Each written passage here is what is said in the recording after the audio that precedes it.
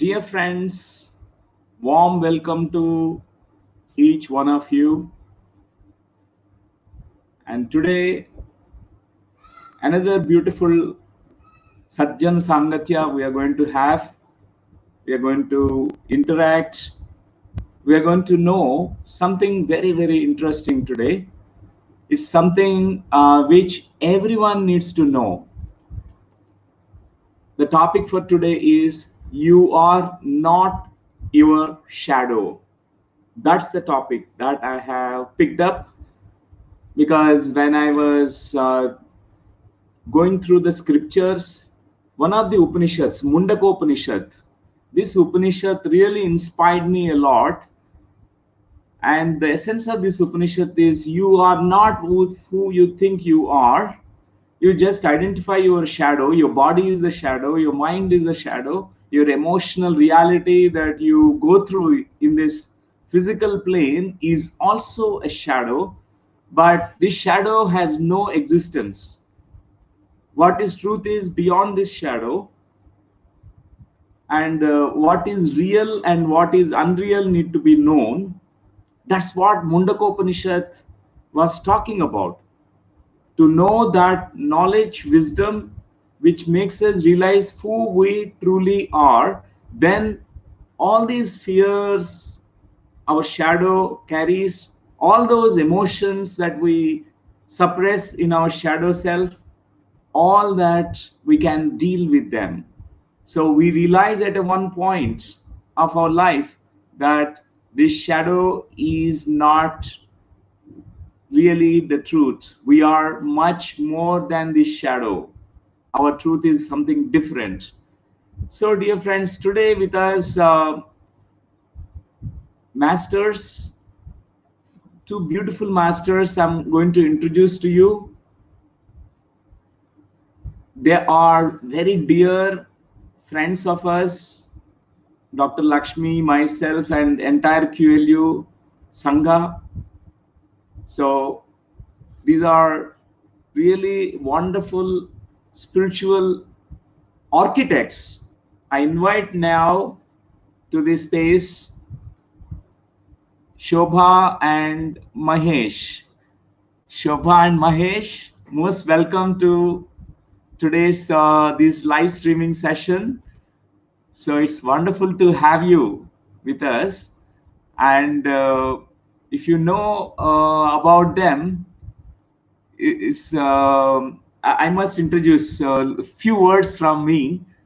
I met them many years back, and when I met Shobha and Mahesh, I felt a kind of instant connection with them. I feel that I know them before. Like my soul has felt that I know the souls of Mahesh and Shobha. And the same case with Dr. Lakshmi. We both felt so deeply connected with both of you. When you came to QLU land, that time, one day we had a beautiful conversation, and that point of time about the Sahasrara pyramid, the whole idea of Sahasrara pyramid, how it emerged. And immediately Shobha's face was lit with 1,000 lamps, as if she's glowing with when she heard about Sahasrara pyramid. Immediately she felt so happy, and you must hear all both of them, and both are very unique in their field, architecture field. They're experts, and not only they're experts in the architecture field but also spirituality. And I consider Shobha as a vision, and Mahesh as the force behind her. He is the very practical, very grounding master who really looks at everything in a how to bring the vision into physical reality. He's the most practical, and does not mean that Shobha is impractical. Shobha is always connected to the visions. She has a brilliant third eye which is open, So, dear friends, let us welcome them and let's hear from them.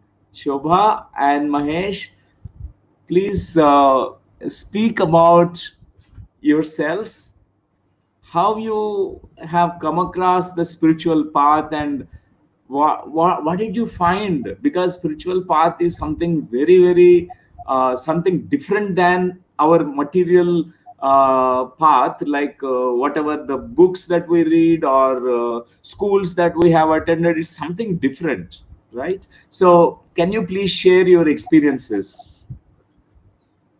Good evening, sir, once Good again. evening, good evening, Shobha. And firstly, thank you very much for accommodating us in the Sangha. It's really a privilege, sir. And first, I'll just speak about my spiritual experience. So there were two events in my life which led me to go inward. When I was around 16, 17 years of age, one was the demise of my brother when he was breathing his last breaths in a hospital. He told my father that there are two people who have come to receive me. They have come to take me along with them. And that was one event which left a question mark in my mind. Who are those people? Why have they come? And how is it he can see them and I can't see them? That was one event.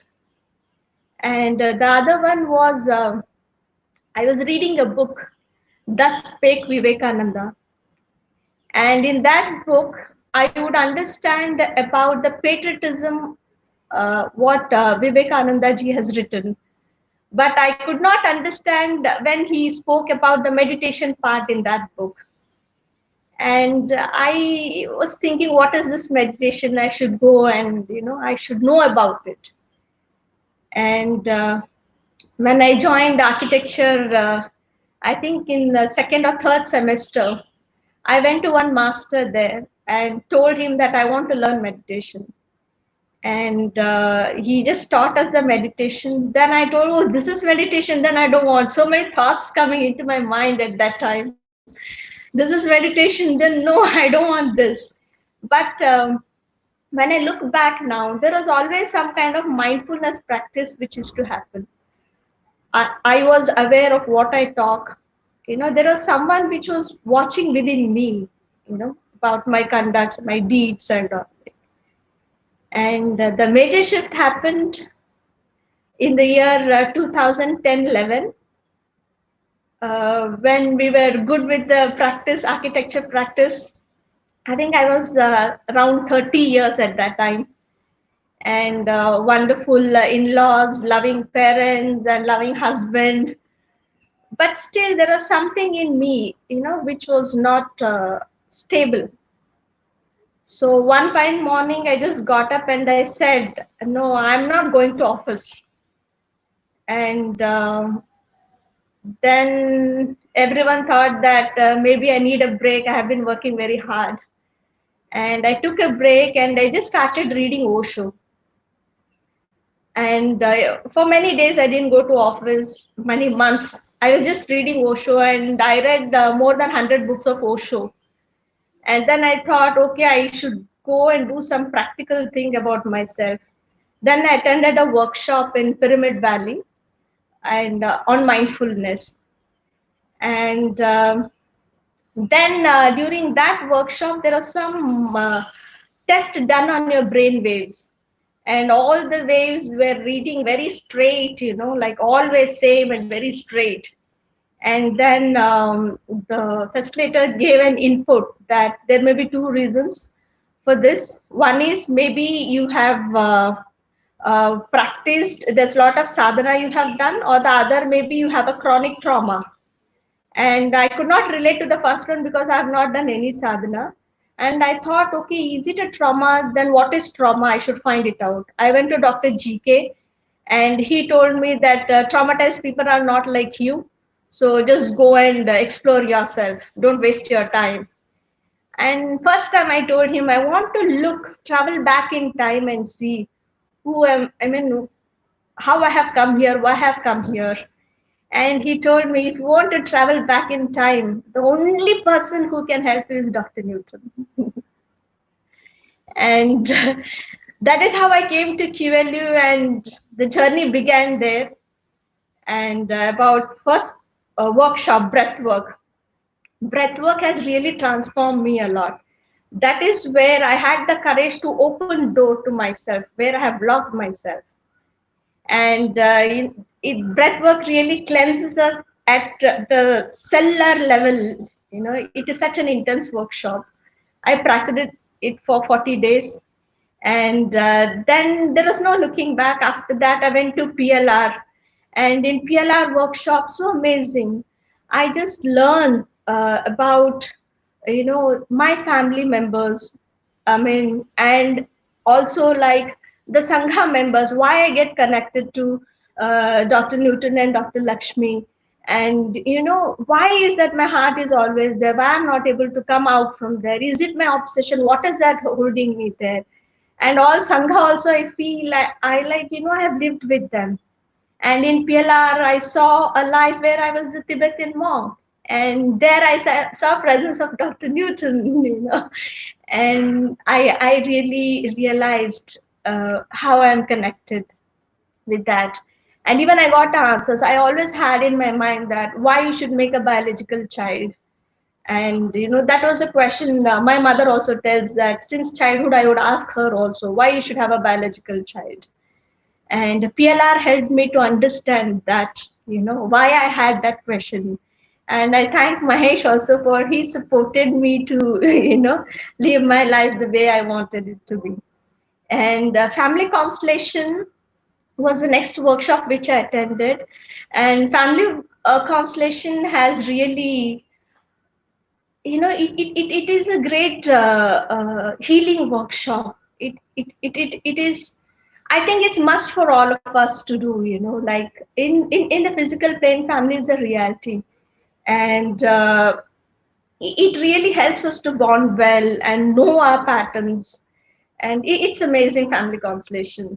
And then after LBL, there is a major shift in me. I really don't have to try hard to learn anything. I don't know how things happen. I just have to tune in, make intent that I want to do this. And I don't know how my mind works. Even my mom is amazed with that. And Mahesh is also amazed with that. What has happened to you? How are you able to do these things? But it's really amazing. I got to know my life purpose. And from then on, it's no looking back. And the things are same and everything is same. But the reaction mode in me is turned off, and the response mode in me is turned on. So now to me life is a music, it's a dance, and it's really fun for me. Every day is a celebration, and I don't need any reason to be or to not to be. So it's really fun. And thank you very much, sir. And your compassion has really transformed me. And to Lakshmi ma'am, her healing hugs, and the light, the inspiration in her eyes, it's, I mean, I don't know how to express it, but it has really transformed me a lot, sir. Thank you, sir. Thank you very much. That's amazing to hear all your experiences, Shobha. There are many more experiences, how you journeyed step by step, because the seeds of your transformation were there right in your childhood when you were 16-year-old. That time when your brother was passed away, and then that moment when what he shared with you, what he shared with your father, your curiosity, your quest began that time. There are seeds of transformation always we have. We want to know the what is beyond, what is unknown, because unknown always it always makes us know about it. It wants to us to investigate into that unknown. and you are very courageous one. Really, with your courage, you journeyed so wonderfully, Shobha. And I thank you once again for sharing your experience. And thank you. I request Mahesh, please share your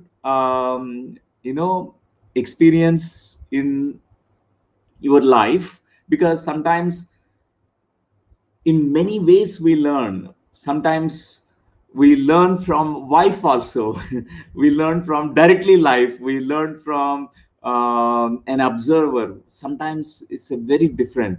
And how meditation came into your life and how you learned what you learned from your life. Mahesh, please share your experiences and insights with all of us. Thank you, sir. Thank you, sir, and thank you, Lakshmi ma'am, and the whole QLU Sangha for giving me this opportunity to share my views with you, and I'm blessed to share these things, sir. Sir, I'm very much eager to. I'm from last 30 to 40 days. I'm hearing your continue. I'm hearing the session of you from 5 to 7 daily, sir. And regarding this topic, shadow, I'm very much curious to hear this, sir. About my journey towards meditation and spirituality is less compared to Shobha, sir. Uh, when I was in, I think around 5th or 6th standard, my father used to get Osho's audio cassettes at that time. So I used to hear them. I was not understanding those things, but his voice was very mesmerizing, sir. So I used to hear him. So later on in college days, I did some meditation with few of my friends and all those things.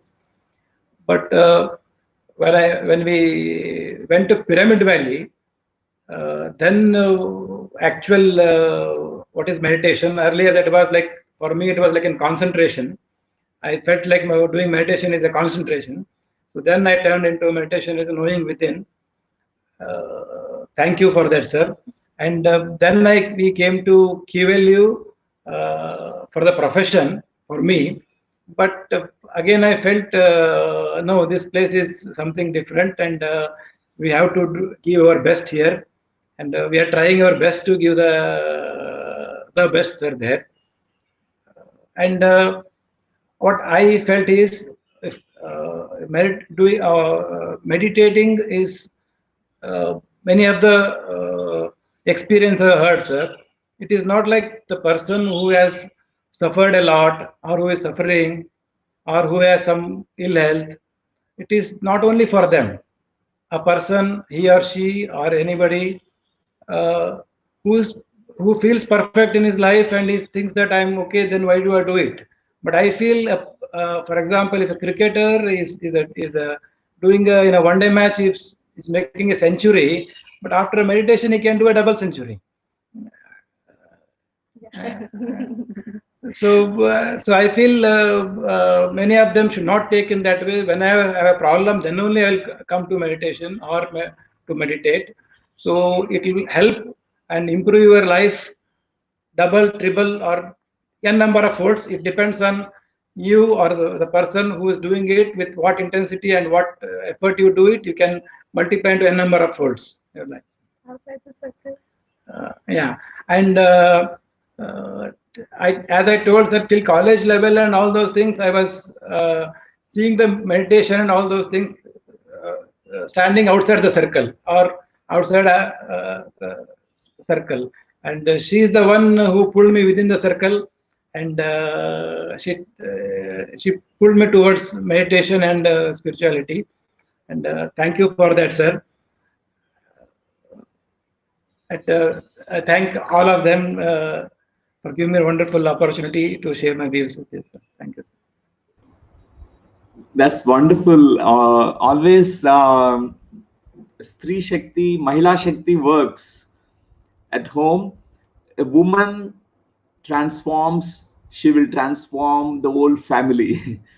One woman is equivalent to almost like all the hundreds of family members. She will immediately will share about meditation, what she practiced and she learned. And it's wonderful to hear your views and your life experiences, Mahesh.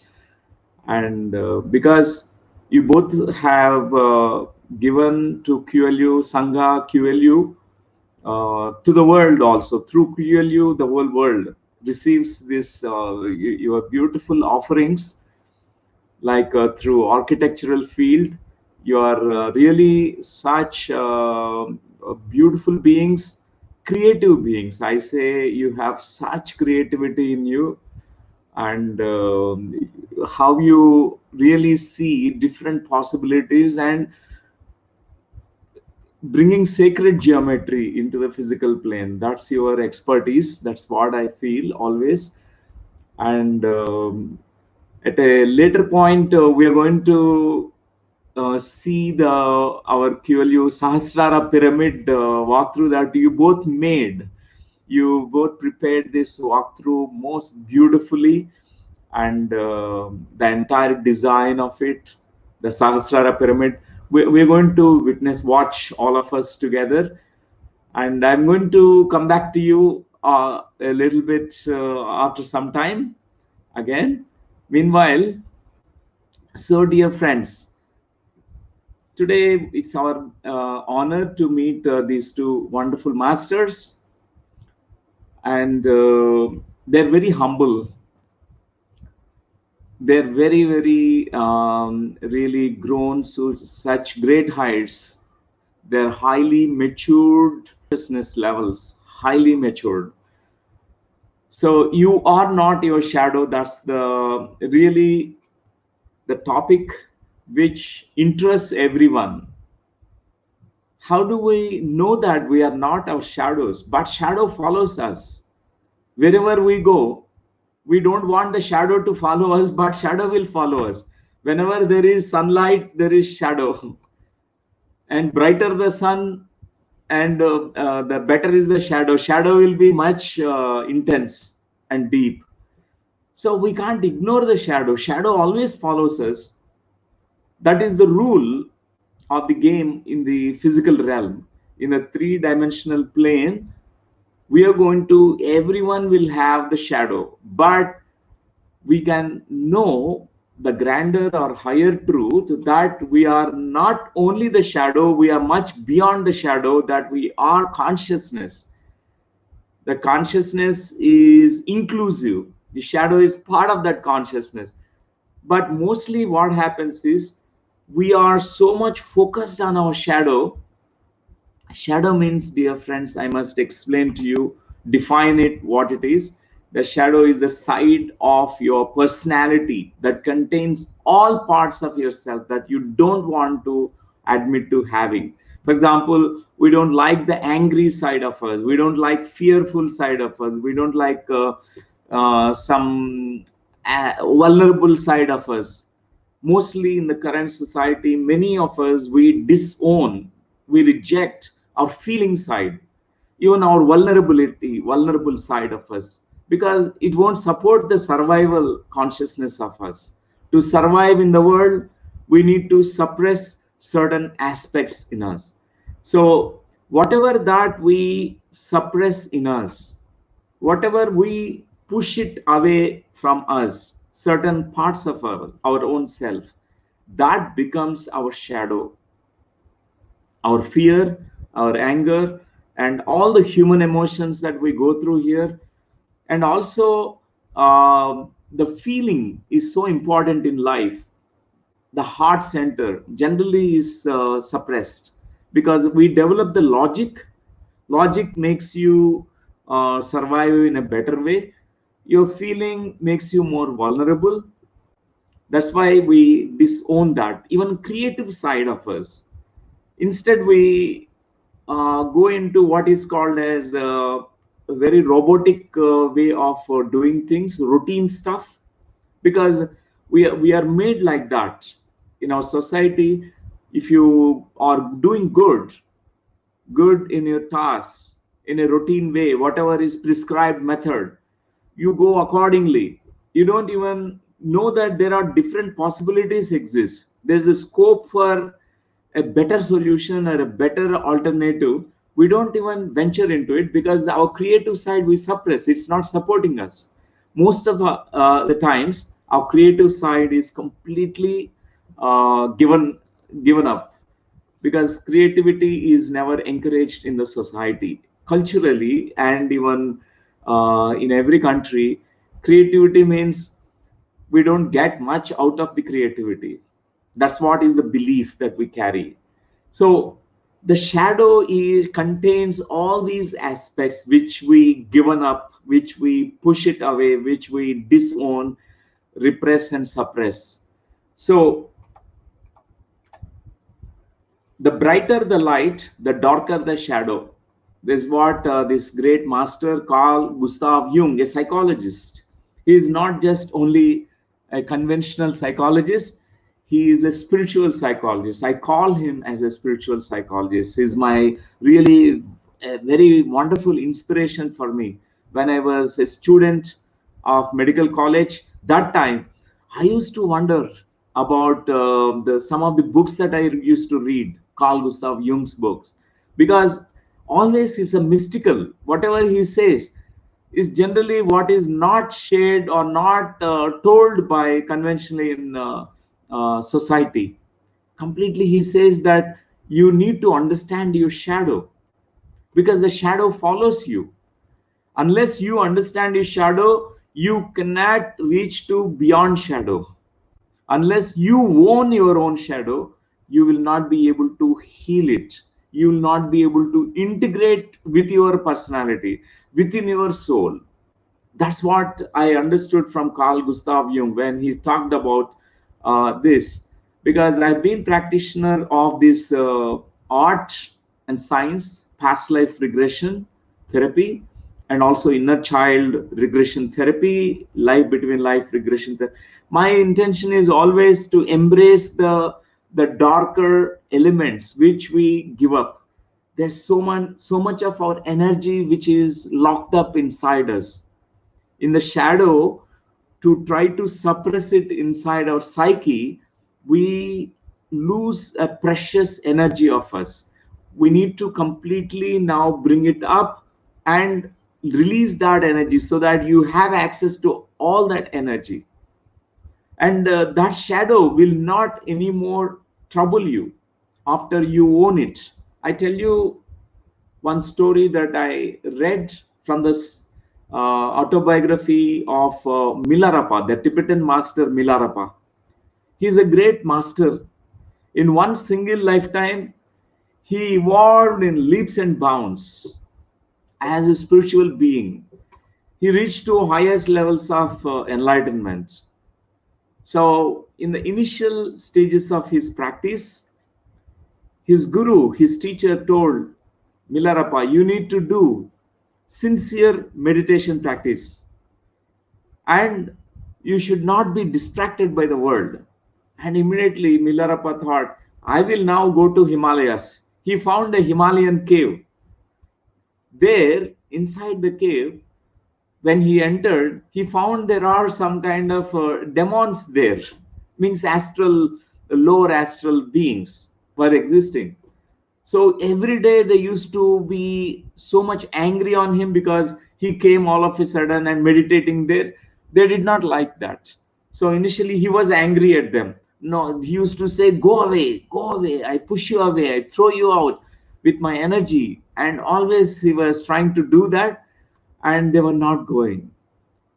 And one day in meditation, it came to him that his master Naropa told him that you should not fight with darkness. Any kind of dark shadows things, don't fight. Befriend them. Make friendship with them.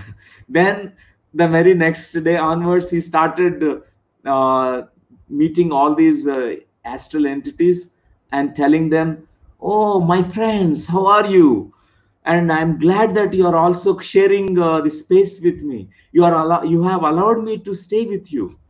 And they felt so happy. 50% of them gone already. They left the cave.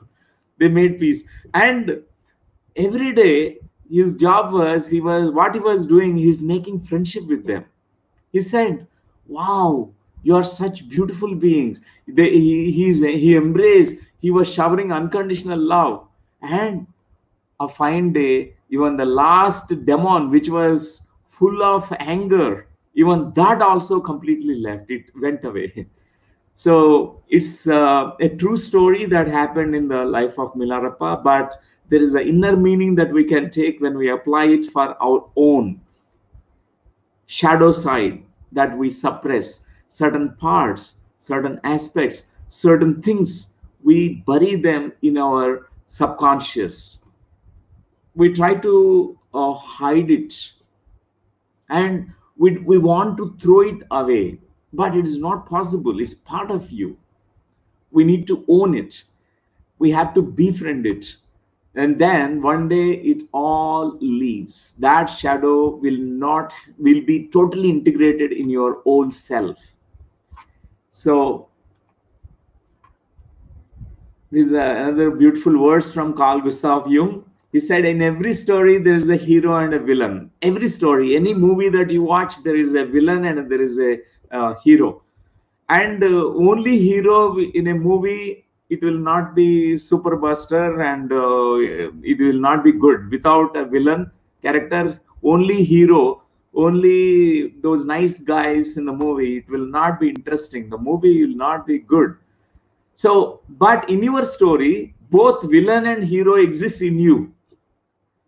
That's why when I say that all the Puranas, the 18 Puranas that we have in India, all Puranas, Ramayana, Mahabharata, and Bhagavatam, to Skanda Purana, all Puranas, Devi Purana, all the Puranas, they have this beautiful meaning, an inner meaning, which is talking about always there is a villain character, there is a Rakshas, and Vishnu, Lord Vishnu takes an avatar. He comes as an avatar here, and he will be waging a war against that villain character, like Lord Rama has fought with Ravana.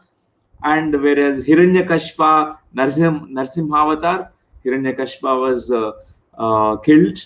In the same way, almost in the Puranas, always this is the mention about the villain character and the hero character. But I consider that these two aspects are existing in us.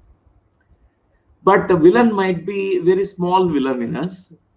The hero part, the heroic part is more, we show it in the outer world, but we suppress the, what is called as, we label the villain as a bad and ugly part of us, and we suppress it inside us. But it constantly comes out. Whatever we bury and suppress, it comes back to us. It's so important. We have to embrace all the parts of us, and that's how there is a greater healing in us that happens, a greater integration happens, and greater wholeness that comes into us. So in one of the Upanishads, one Shanti mantra, I really like this mantra. When the ancient rishis heard this mantra, they uttered it. They also immediately said this mantra. It brings peace in everyone, because it is about something about the wholeness that we all carry. Purnamada Purnamidam Purnat Purnamudachyate Purnasya Purnamadaya Purnameva Vasishyate. Om Shanti Shanti Shantihi. That means we are already whole beings. Though when we are entering into this physical dimension, earth plane, we are taking this personality, the human personality. We have the body, we have this mind, and We have an entire persona which is developed around us. Persona in Latin and Greek, which means mask. We have to have a persona around us, a mask around us, which makes us live here the life comfortably in the physical realm. But we are already whole and complete beings. In the three-dimensional plane, our personality feels that I am lacking in something. I am not enlightened. I am not good enough. I am not divine enough. I am not holy enough. I am impure. Many thoughts that we are, villains, and we are incomplete. We are bad guys. All these concepts will come to us because that's what is the three-dimensional life challenge. It's a great challenging life to be born in this physical dimension. So, but the truth remains the truth. The truth is you are Purnam. This is Upanishad's Vakya. Upanishads only utters the truth only. It's absolute truth. We can't delete, edit, you can't modify the truth. It is the truth for everyone. Irrespective of whatever you are in this life, whether you are a meditator or non-meditator, does not matter. You are whole and complete. We have come from the Purnam, fullness, and from the fullness you take away a little portion of the fullness, still it remains full. If you add to the fullness some part of it, extra things, it will not become more. It is still full. Full remains the full, irrespective of anything. It is the grandest truth, absolutest truth that I have found through the Upanishads, dear friends. In meditation, it's a beautiful journey, an inner journey. In this journey, first, as a hero, we go into our own inner landscapes to do the trekking inside us. We have big mountains to climb inside us. We have many challenges inside us. Initially, the mind becomes the most challenging thing.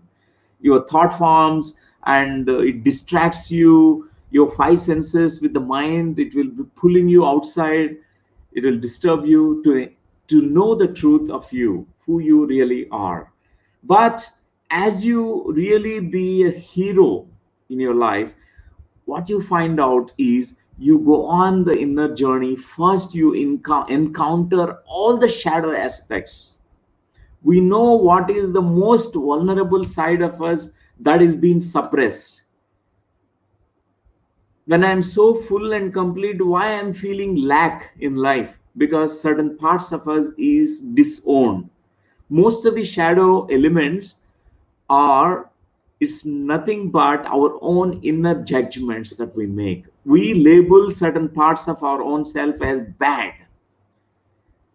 Oh, if I'm laughing, people will feel bad about my laughter.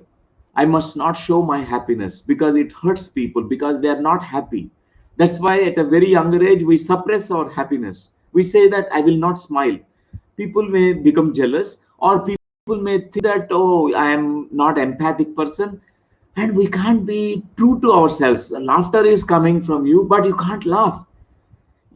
Happiness is rising from you and coming out as a smile. You can't smile because you have to be serious in society, because we are conditioned to be that way, because the operational awareness of us, which makes us survive in this world, it suppresses certain things.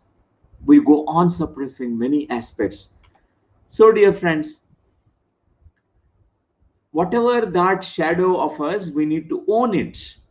The mask that we are wearing to outside world, we show only one aspect of us, but there are hidden aspects of us which we need to completely own it initially, and then you can integrate it, heal it and integrate it. Today we will know more about this, how to own our own shadow. First of all, why do I need to know my shadow? What is that I'm going to get if I know my shadow? Because as long as you keep your shadow under the carpet, hide it, you will feel a kind of a lack in your energy. You find that you are incomplete in yourself. How can we feel complete?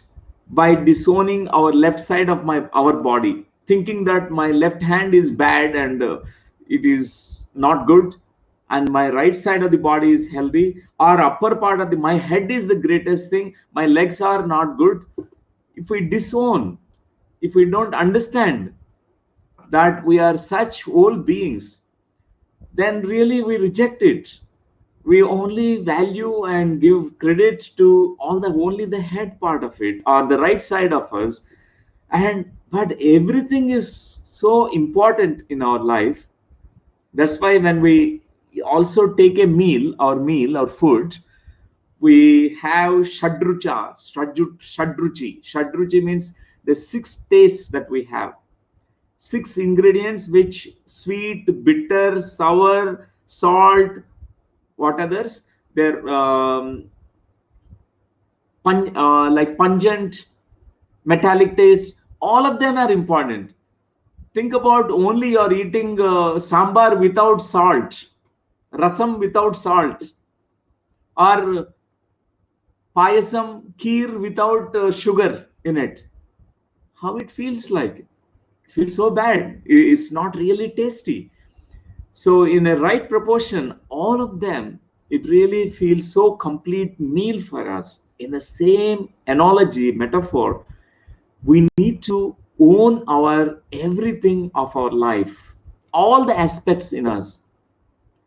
So like how in our body also we have all the body parts. We don't say we don't label certain body parts as bad because they're all serving us. We don't say our intestines are bad because it carries all the excretory fecal matter. I don't like my intestines. We can't say that. It's serving a function. We also give credit to our intestines. Think about one thing, that if your intestines are going on a strike because you have not acknowledging your intestines, they are going on a strike for 10 days. What will happen? We will land up in the surgical table, the doctor's table, because the constipation, there's intestinal obstruction. Doctor has to do something. So important to own everything. And why do I need to know my shadow? If we know our shadow, we know how to completely embrace it, integrate it, and heal it. So we'll come to that point. How do I know how to embrace it, how to own it, and all the questions we will take it one by one. And second thing is, when you know about your shadow, you become humble also. Generally in the human personality, if we think, oh, I'm the only good person in the world, I'm a very good person, you consider everyone as, oh, that negative person. We judge, go on judging others. If you know that in the past, even I carried these shadow aspects, even I was speaking wrong words, I was like that angry person. Now we don't be judgmental. We understand all the angry people in the world. We understand all the fearful people in the world, because you know that you carried that in your past. Everyone, irrespective of anyone, any background. When I before my meditation practice as a child, I gone through a lot of kinds of wounding process, a lot of emotional wounds. I have completely given up my feeling center, my heart center. I shut down because it's too unbearable. This world is a harsh place. People are very bad. Because I was with my grandmother at that point of time, or in my school, everyone used to judge me, and because I used to appear very plumpy in that moment, so everyone used to tease me. I don't know how to deal with it, and I shut down my heart through that. I don't feel any kind of sadness. I only started laughing. My laughter becomes, my smile has become a persona, a mask. I started pretending that I'm okay, but I'm not okay. I was not okay as a child. I became a rebellious teenager. As a teenager, I showed all my anger by smoking cigarettes, whatnot, all kinds of destructive habits I developed. Destructive, very destructive habits, like drinking alcohol, like socializing with only, I used to make friends with all those people who smoke, who drink alcohol. Those are my very good friends because they are the ones who I used to open up and be myself. Others, they will judge me. I have the feeling that they will judge me. This was my story before I have come into meditation path, dear friends. If we look at our own past, we recognize many of these things. How we survived as a child, what kind of coping strategies we prepared, how kind of mechanisms we form to protect ourselves so that we will be safe in this world. So for me, numbing my consciousness is a way. I used to numb myself through shutting down my heart. Second way of numbing is cigarette smoking, and third way is drinking alcohol. This has become my numbing the consciousness, but it did not help me. It was very destructive. I was harming all the time. I used to have bronchitis all the time. I used to always have acidity because this, like alcohol, burning my stomach, my duodenum. So at that point of time, in 1987, my life has completely radically shifted when I came into spiritual path. When I learned meditation from my guru, Brahmashri Pitama Patriji, and started looking at myself. I thought, I'm good person, I am very important, I am really very very good person. Now I have become a meditator and a special ego has come in me. I am now more spiritual person. But meditation made me to look at my wounds. Initially what I have seen is all that whatever I buried inside my psyche, everything that I pushed down inside my dark corners of my mind, it started showing up. And I must acknowledge my wife, Dr. Lakshmi. She is such compassionate master because as a medical student, we were classmates. She always used to guide me very compassionately because I used to meditate still angry, meditate but still smoke and drink, and she used to question me. Those questions really challenged me. One thing she used to say is, why do you need to smoke? What are you hiding with your smoking? What are you really trying to deny in yourself by drinking alcohol? What is that you are not trying to numb through drinking alcohol? These questions used to really help me a lot because I used to really go deep within myself. With her great support, I could muster the courage to face my inner fears, fears of my child, the vulnerable child, the child who was sent to my grandmother, the child who felt abandoned, the child who felt unloved, the child who felt angry, the child who felt so vulnerable when people used to judge. So, all that one by one, I have to completely embrace every memory because I have owned all my shadow. Then next thing that happened, the most beautiful shift occurred when I owned. Actually it did not diminish me. By owning my darker side, all that painful side of my life, all that pain started leaving me.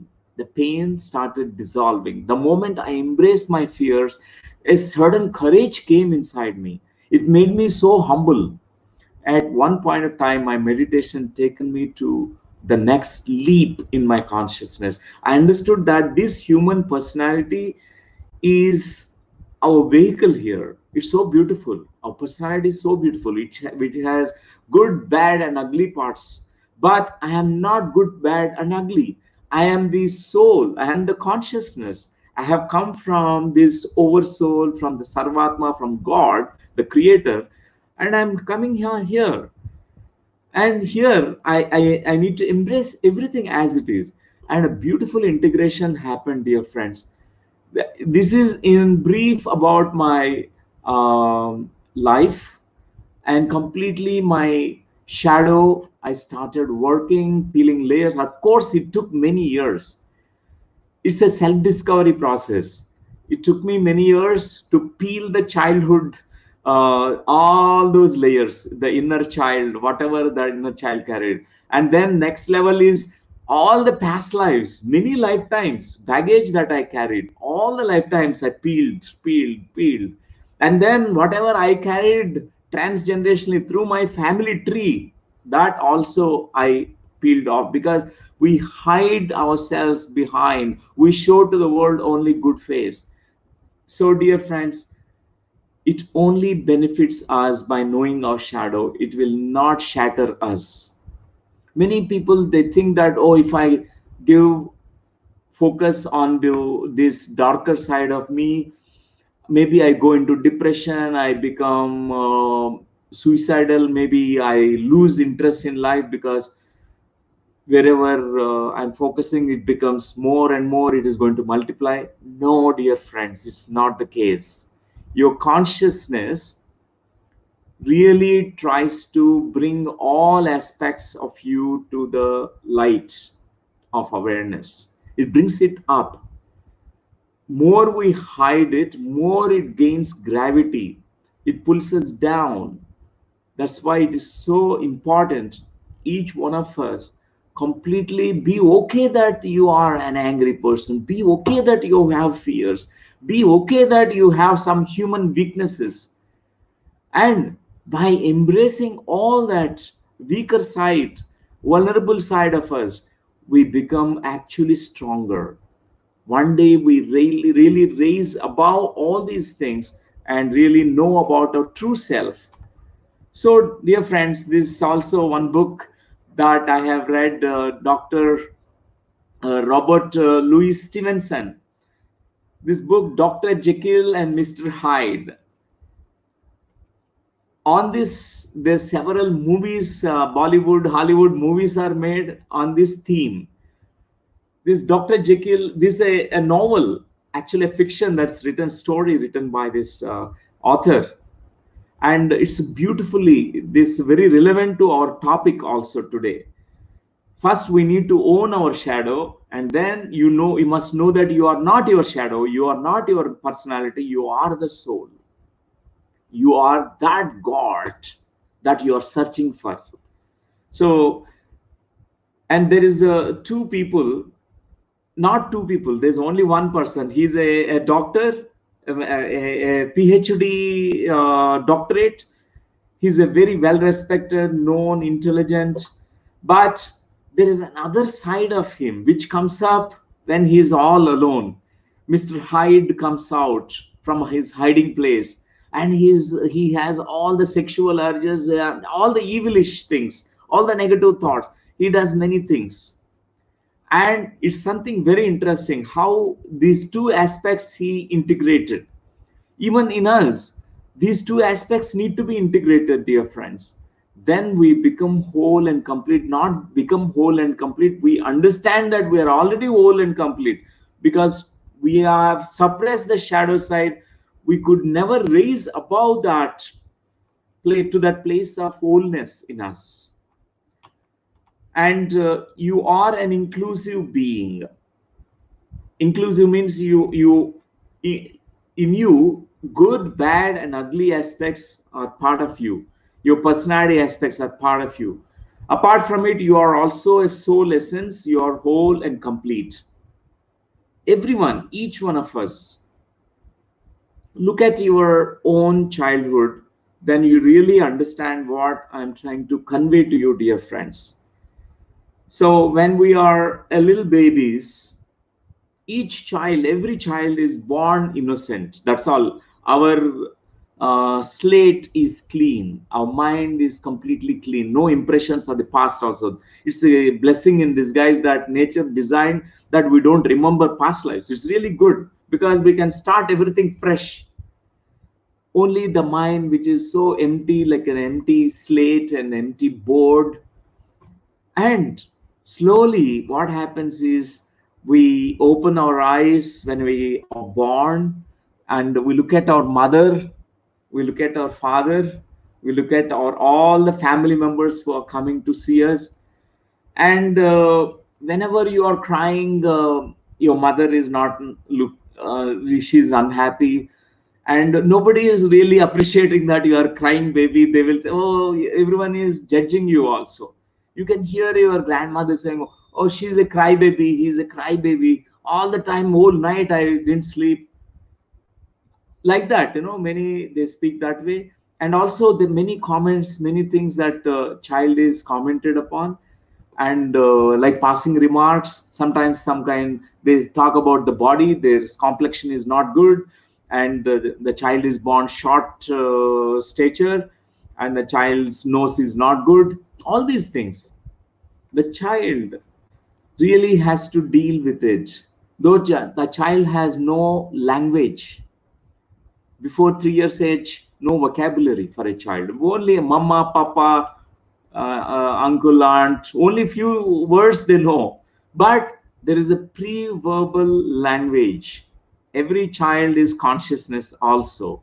The child knows the feelings, directly understands the feelings of everyone. They understand the thought forms that are floating when a grandmother thinks in certain things which is unexpressed, still they can feel the thoughts. It's something interesting. A child carries that. The child now has to please the whole family, otherwise he will not survive. The people pleasing personality evolves in us.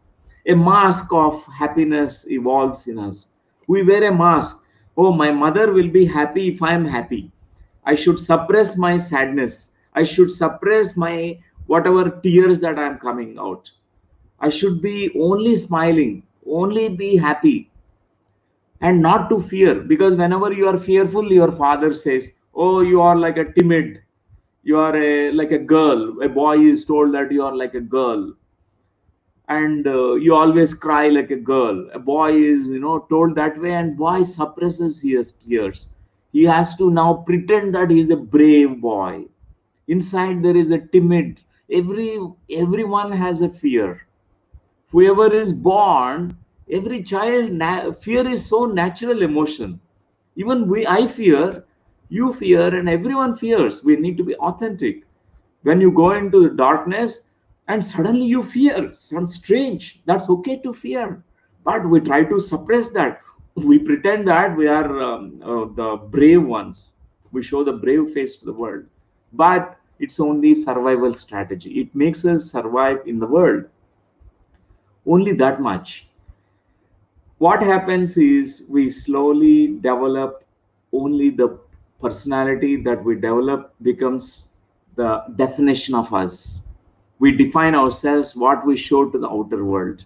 And there is a opposite side of it, the shadow part, the qualities that we had like happiness and our natural expression, our humane emotions, the feeling side of us, the creative side of us, even the spontaneous side of us, playful side of us, everything is suppressed. Even the anger part of us is mostly suppressed. Children, they get angry when something is really not according to their choice is happening. They're forced to eat some food. Parents, they say you need to have more protein. They try to make the child eat some protein food. The child says, no, I don't want to eat this, I don't want to drink milk. But parents, they tell so many things. They will scold, they will hit, they will say that the ghost will come and eat you if you don't drink milk, all these things. The child now has to pretend, suppress his natural spontaneous nature, not natural expression of the consciousness. It is everything is being suppressed. So that's how the shadow develops, dear friends. Even this current life, we closely observe, we can notice that. Look at this. A man may give his feeling side or relationship mode away to his wife. So when he gets married, a man understands very soon that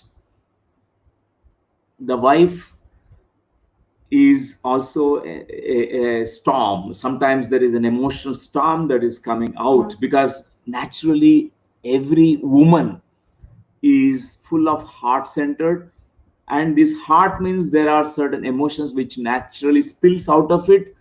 It's okay, but a woman is so scared, so mostly the feeling side is suppressed.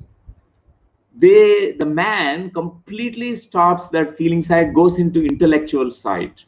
Only the intellectual side is cultivated. And when they have children, the child is going through some problem and the child is emoting. The husband cannot face that emotion. He says to the wife that, wife, please, you deal with this situation, because it's so too scary to face the emotion of the child. That's why many men, they also have this problem. This is just one example I'm giving. There are many that women also carry, suppress the shadow aspects out there, even in man and woman, in everyone, dear friends. So symptoms, certain symptoms that we can notice in us when we try to suppress these shadow elements, because it tries to control us. Whatever that is buried in us, the fear that we control, suppress inside us, it comes out as a panic attack. The anger that is suppressed inside, it becomes rage. Enviousness is natural emotion, but when it is suppressed, it becomes jealousy. So many of these emotions, shadow aspects which are suppressed, it can lead to chronic states. So number one is sudden, unexpected, explosive anger or rage that we find in many people. So there are mood swings. Suddenly this Mr. Hyde comes out, they will be like a volcano which is bursting out. And frequent moodiness for no obvious reason. There's no sthita pragnata, there is no kind of all of a sudden they're a very different personality, like multiple personalities are living in the same time, like Aparichitudu movie. In Telugu, there is a movie that I have seen long back. I don't know in Hindi or in other languages, but it's very interesting movie. This person has three aspects in him. There's a hero aspect in him, which is a nice and he's good in the world and he's very sincere in his job and everything. But there are two other aspects. There is a romantic and who is like a playboy aspect in him. There's one more aspect. So sometimes these other aspects, the villains and other aspects, they come out. There's a moodiness that comes in our life for no obvious reason. When shadow is there, that's also is one of the symptoms that we see. Desire to hurt yourself or others. When we have the shadow, how can we identify that we have a shadow? We hurt others and also hurt ourselves. The anger is a double-edged sword. Either anger going to be expressed, projected out, or else it is going to be inwardly directed, it's going to be internalized, and you hurt yourself with that anger.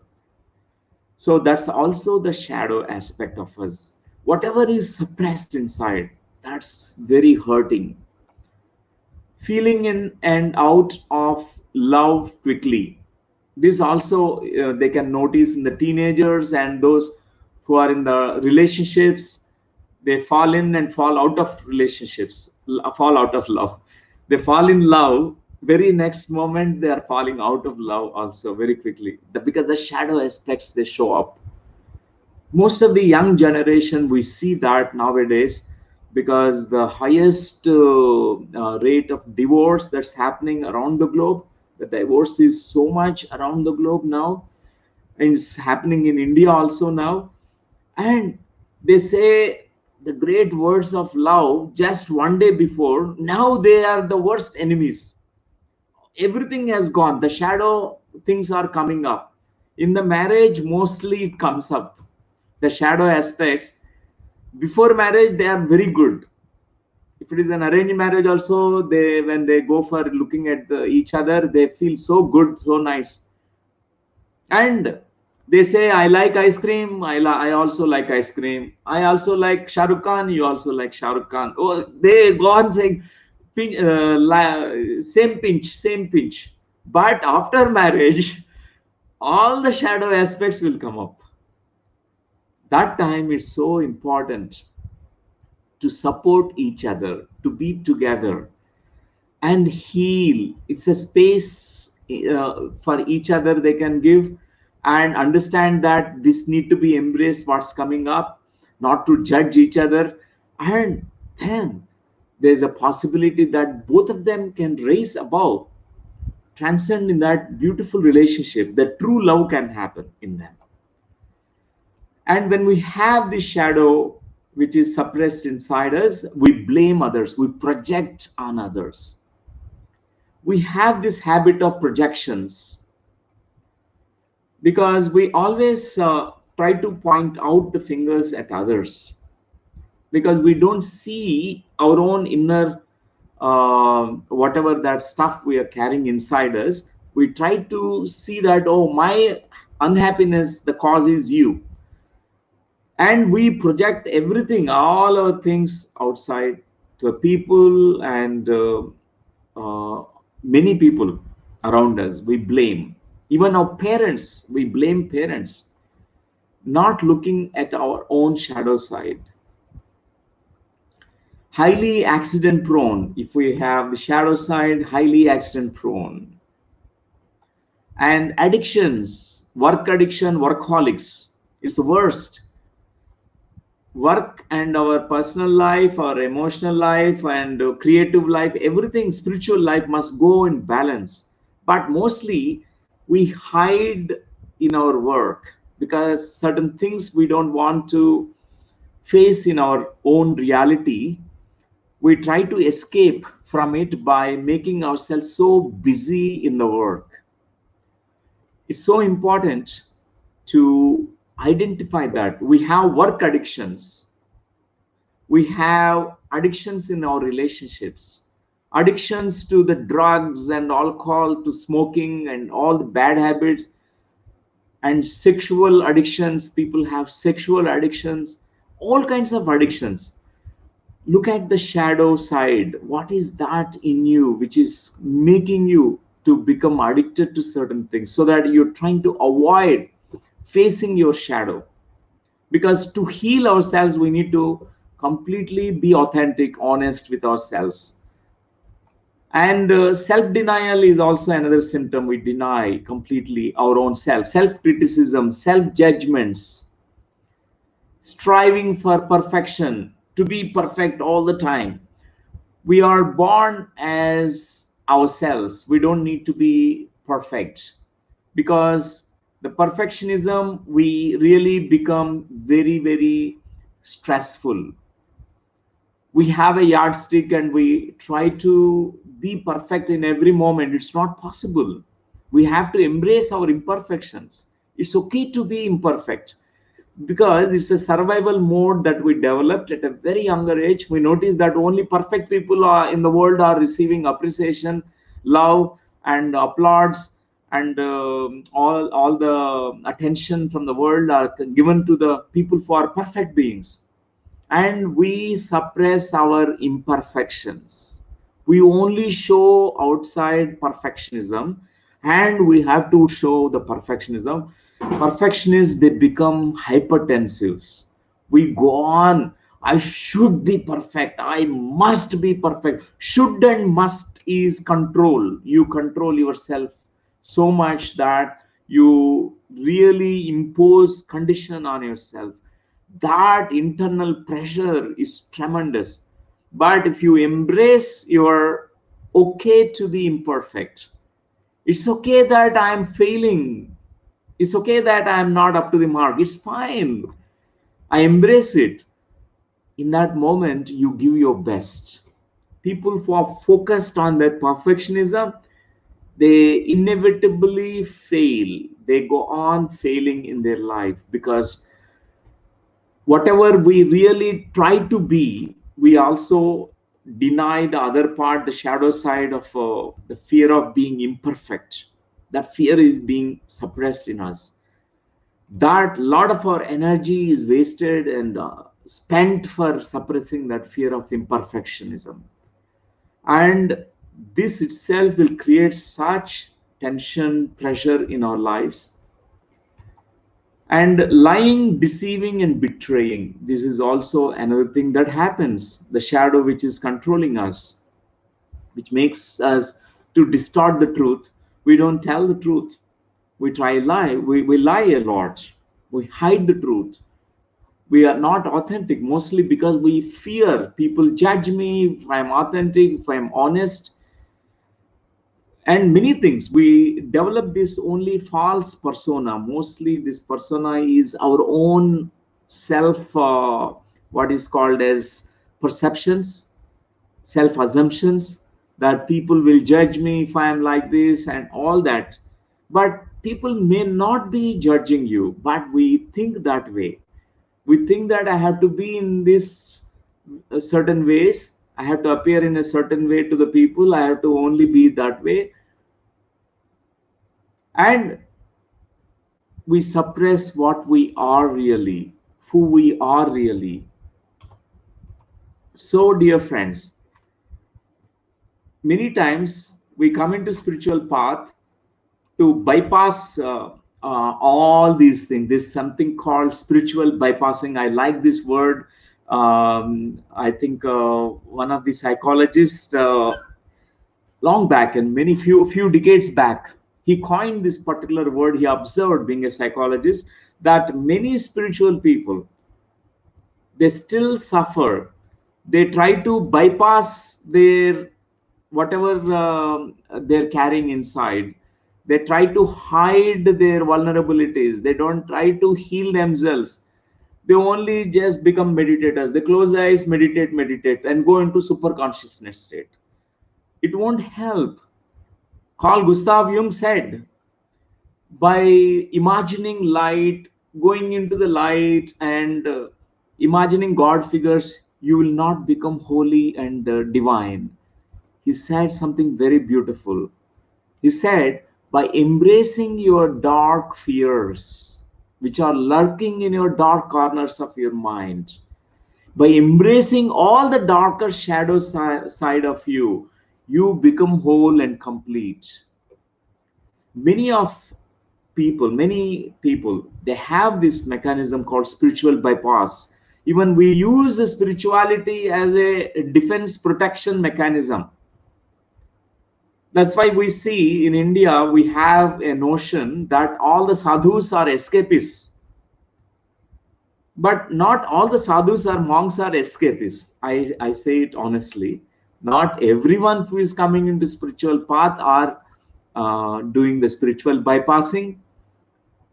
But I met many spiritual people, many monks, many of these ones, even including myself. I know about myself. I came into spiritual path because I initially used spirituality to forget, try to suppress my shadow side. I developed a spiritual mask around me. But very soon, I recognize that I'm trying to bypass. I have to address my weaker, vulnerable, fearful side of me.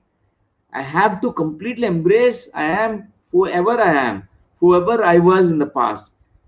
I can't be untruthful to myself. I have to be truthful to myself. So that point of time, I could completely use the spirituality not to bypass, but to spirituality to heal me. Spirituality can be double-edged, two ways it can be used. It can be used to just escape from this current reality. There is suffering. People say that there is no suffering. It's a denial. There is suffering in the world. People are suffering. We also have suffering in the world. We also have fears in our world. We have to completely be okay with the suffering. But like a Buddha, one has to be courageous not to escape from suffering. Buddha did not escape from suffering. Instead, he wanted to find out, investigate why suffering is there. What's the cause for suffering? What is the way out of suffering? So spiritual bypassing is also very important, my dear friends.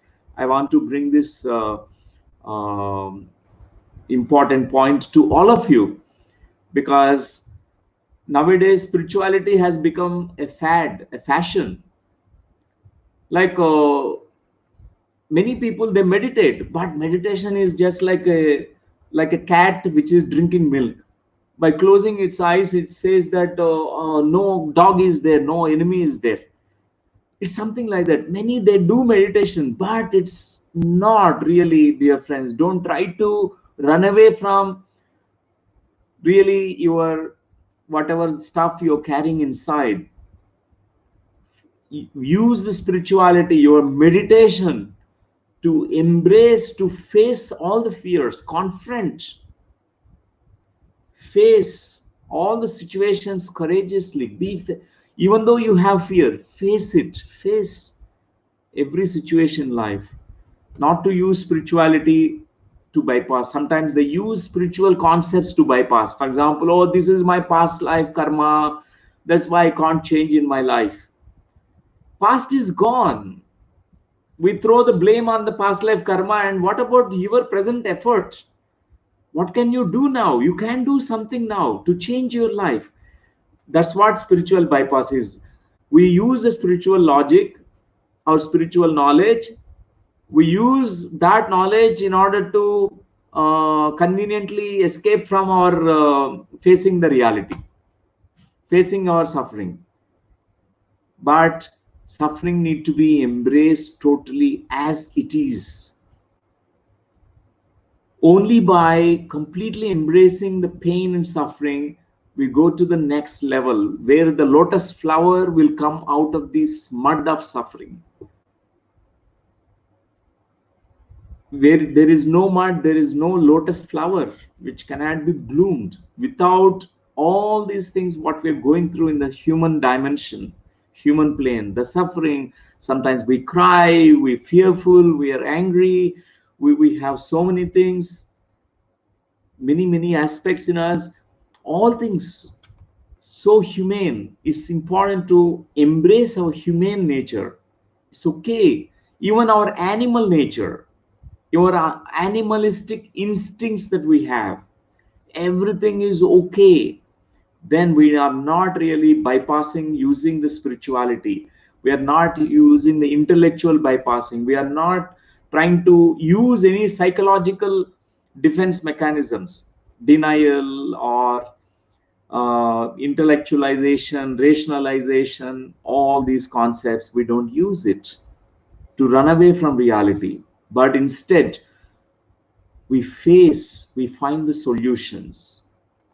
So dear friends, in every weakness, the seeds of strength you find. That's the best part of owning your shadow. That's the best part of knowing your darker aspects which are suppressed inside. If you want to know about it, you just look into your childhood memories. In us, every memory is fresh and alive, all of us.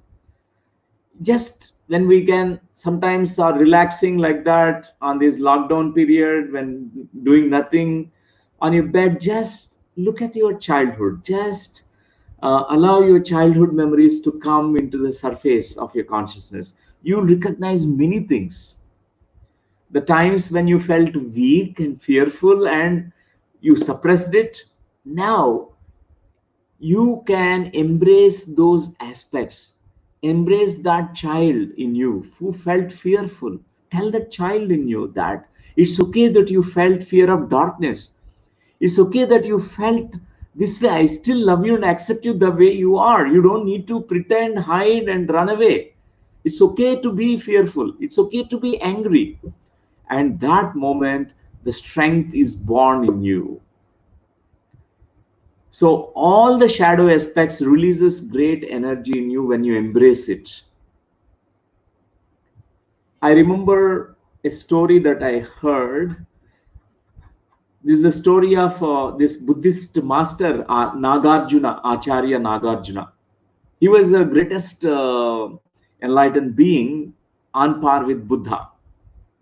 He's the one who said that samsara is nirvana. He is very, very highly enlightened being. So in those times, one day to the monastery, to the place, he was running a university also that time, a spiritual university, Nagarjuna University. It's a Buddhist university. It was the same time as Nalanda and Takshashila universities. So Nagarjuna one day was in his ashram, in his place, and one thief came. And he's so honest and authentic, this thief. He said, when all the disciples, monks, everyone left, the thief said, you know, my dear master, I have been closely watching you from a distance. Whenever I hear you, something, a bell rings in my heart. I resonate a lot what you're speaking. I really want to be with you, learn something from you. But I must be honest about myself. I'm a thief. I'm a professional thief. You know, that's my habit. That's my profession also. I can't lie about it. But I must give you the freedom. Whether you want to choose me as your disciple to teach me or not is up to you. But I must tell you, this is my background. I am a professional thief. I go and I can't stop that habit of going and stealing the things. I'm very professional. Nobody caught me so far. And Nagarjuna said, okay, that's really very good. You're most welcome to learn. Even though you are a thief, it's okay. And immediately thief was surprised. He thought that he will refuse. He thought this guru will judge me. He will say, I will, thieves, you must now stop being a thief. Then you are eligible to learn spirituality. But this master is something unique. He's saying that I don't need to stop being a thief. It's okay. He felt so happy. He said, I am very wonderful, sir. I am really feeling happy about you. And thanks for accepting me as a disciple. And he was conveying his gratitude. That moment, Guru said, Nagarjuna said, only on one condition, only one simple condition is there. You can be a thief, you can be yourself, and apart from whatever the meditation practice, Anapanasati meditation that we do, and one more condition is there, one simple condition, that is, when you are doing anything, you must do with awareness. That's all. Next time you go to for your job of thievery, stealing things, picking up things from others, you have to be totally become aware in that moment. Only thing is, that is my request. That's the only condition.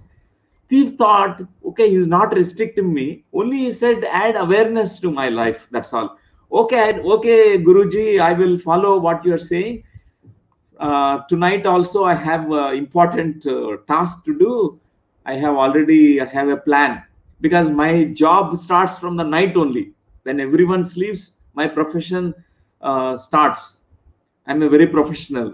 So I can't abscond from my job also. I'm very strict and a very disciplined fellow. So now I meditate with you, and I am going to practice awareness even when I'm going to be a thief. So with those words, that night he went to one palace, and he knew how to open the treasure box and everything. He's an expert. Nobody can catch him. So he opened the treasure box, and he found all the diamonds, precious stones, all the rubies, diamonds, precious stones, blue sapphires, whatnot, all of them. And Immediately when he saw that, his eyes were really glittering, glowing, and because the greed was coming out. Oh, I will be the richest person in the world now, because today jackpot, I'm going to get so much out of this, the greed was coming. And immediately Guru's words were coming in his head. Guru said awareness, awareness, awareness. So when he is becoming aware, immediately he's losing the interest. He's closing the treasure box. Again another thought is coming. No, no, no, I'm not now thief. I'm the greed is coming again. He's opening the box. Again the awareness is coming. He's losing that. He's closing the box. And in that way he struggled a little bit. Finally the awareness won over everything. In that moment awareness took over him. He understood that he was greedy. He understood in that very moment that he don't need to have all this. He doesn't need to carry all this wealth, richness, and this treasure. It's almost like 14 generations of people can survive on this. I don't need to be greedy. He realized in that moment about his greed, which is coming from his lack condition. This lack, which was like a seed energy in his subconscious mind, which is suppressed, the shadow element. He embraced it in that moment. Completely he became whole and complete. And he came back to the Nagarjuna and he was so quiet. From that day, no night duty. He was all right. Now he is applying the principles that he learned. He's still a thief, but he is now stealing the wisdom, stealing the master's wisdom from in meditation. He's meditating and getting the greater wisdom because he embraced the inner thief in him. He said to the inner aspect of the thief that it's okay that you are a thief. Now you are a thief with awareness. A thief with awareness will not be stealing this kind of outer richness, but he will now stealing the real treasure that we all carry, the wisdom. So dear friends, in every weakness, the seeds of strength are present. So I tell you some questions to all of you friends. Think about these things and let these things maybe after some time, maybe tomorrow when you are all by yourself, when you are just contemplating, you have some personal time, that time think about these things. When do you play small? In your life, mostly we do that. We feel so small, we play small, we undermine ourselves, we belittle ourselves, and we try to diminish ourselves because so many hidden fears are there. Playing small. And second, in what ways do you feel judged by others? Think about this question, because we all mind have so many perceptions. We feel judged by others. Maybe they are not judging, but it's only your perception. Think about it. Do you feel being judged even though they are not judging, but you feel that an inner perception is there that my mother is judging, my father is judging, or society, my neighbors are judging me, my other friends are judging me? In what ways do you feel judged by others? And what judgments you have internalized? Because you have self judgments also. When you think about yourself also, you have judgments. Actually, we judge ourselves more than others. That is the worst part, which we need to face. That's also part of the shadow. So it actually shows what shadow aspects we are carrying. What is that shadow that is suppressed inside us, dear friends? What negatives or positives do others point out about you that you have trouble accepting? Because people are all the time, they give feedback to you.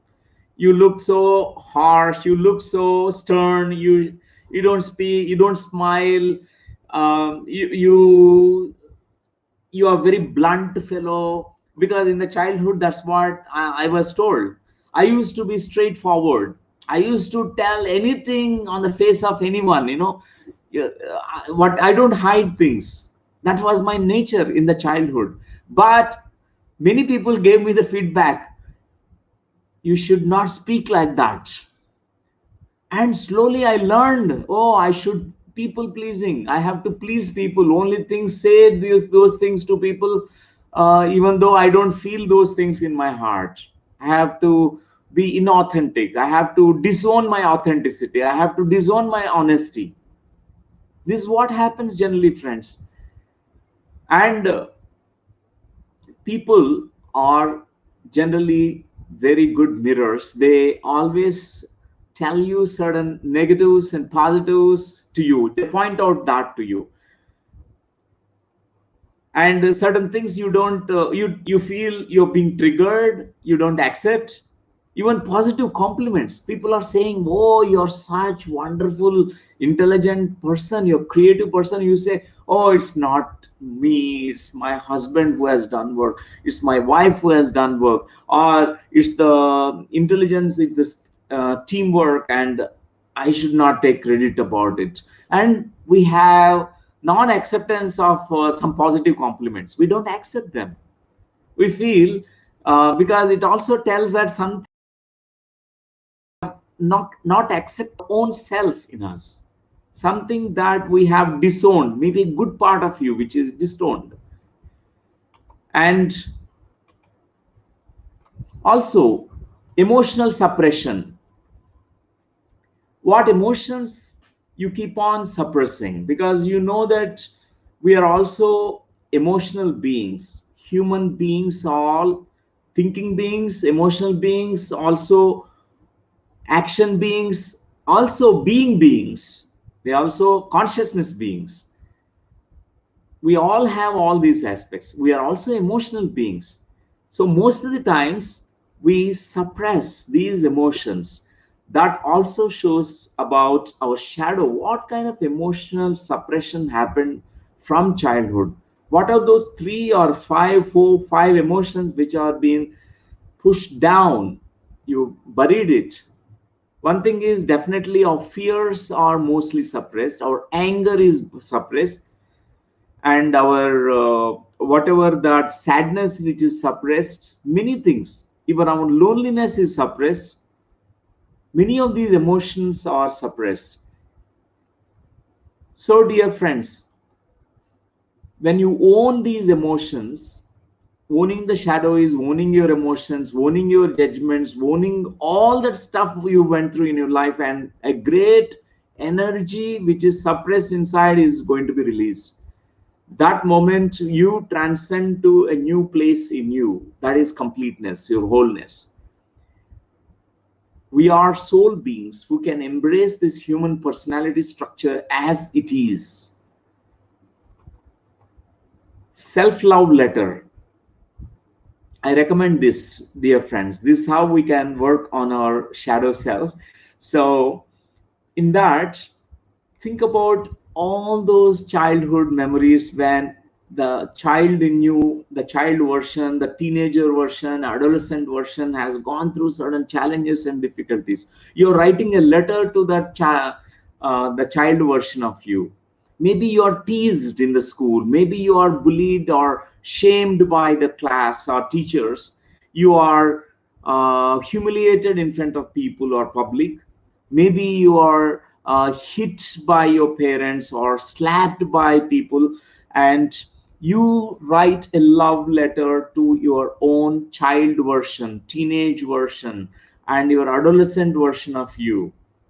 You write the sweetest things that you can think of, that it's okay that you went through this and I still love you, and it's okay that you failed in the class, it's okay that you could not pronounce well, you could not be a good intelligent student, it's okay, I'm okay with you as you are, I love you, you are my darling.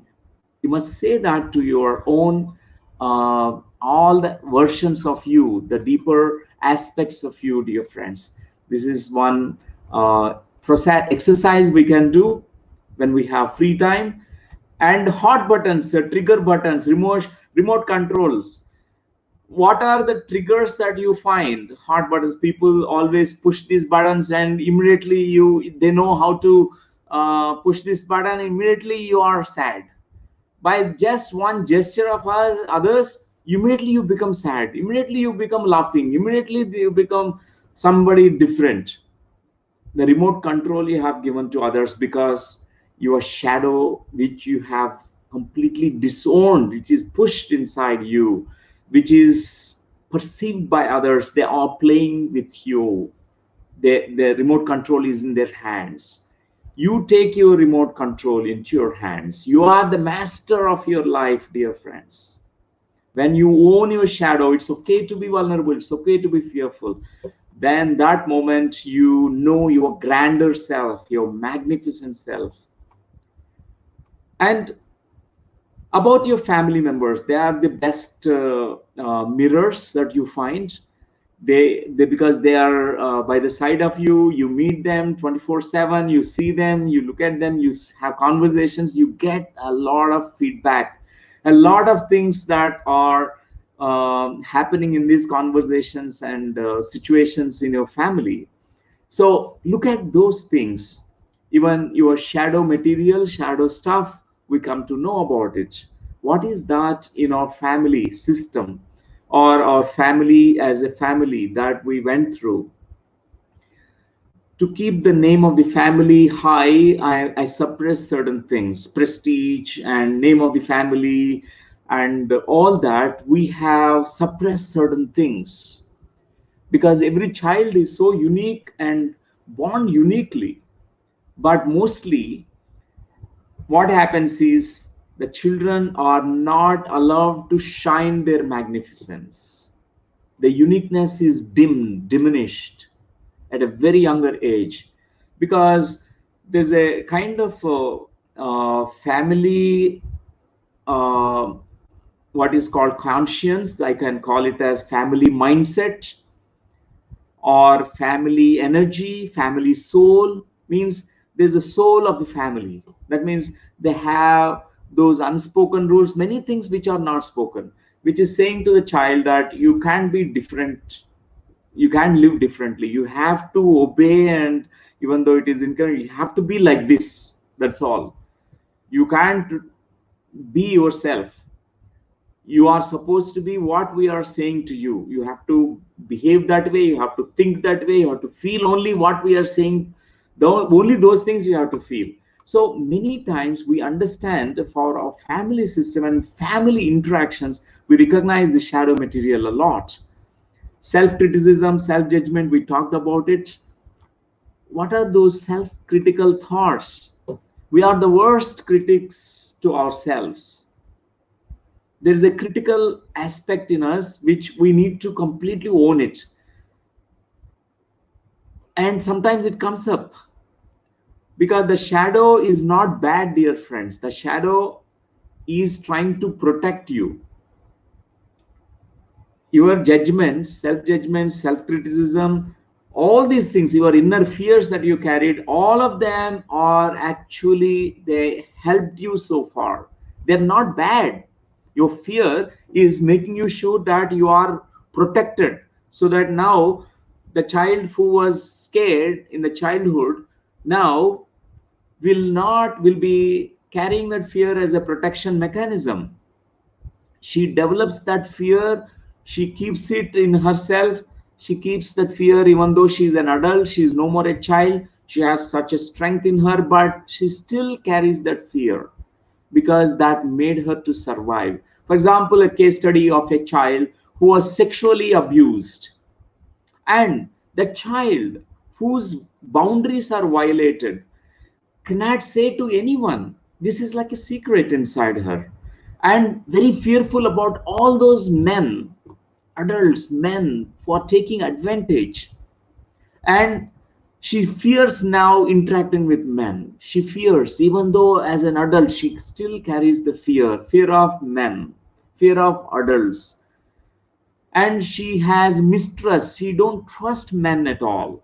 It's very difficult to trust men because that mistrust that she developed, it's also a protection. That's also becomes a shadow. The shadow which contains the fear and mistrust and anger. Sometimes the anger comes out when any man who is coming closer to her, she becomes very angry. That also becomes a protector. She protects herself with anger. So what I mean to say to all of you, dear friends, is shadow is not that it is bad.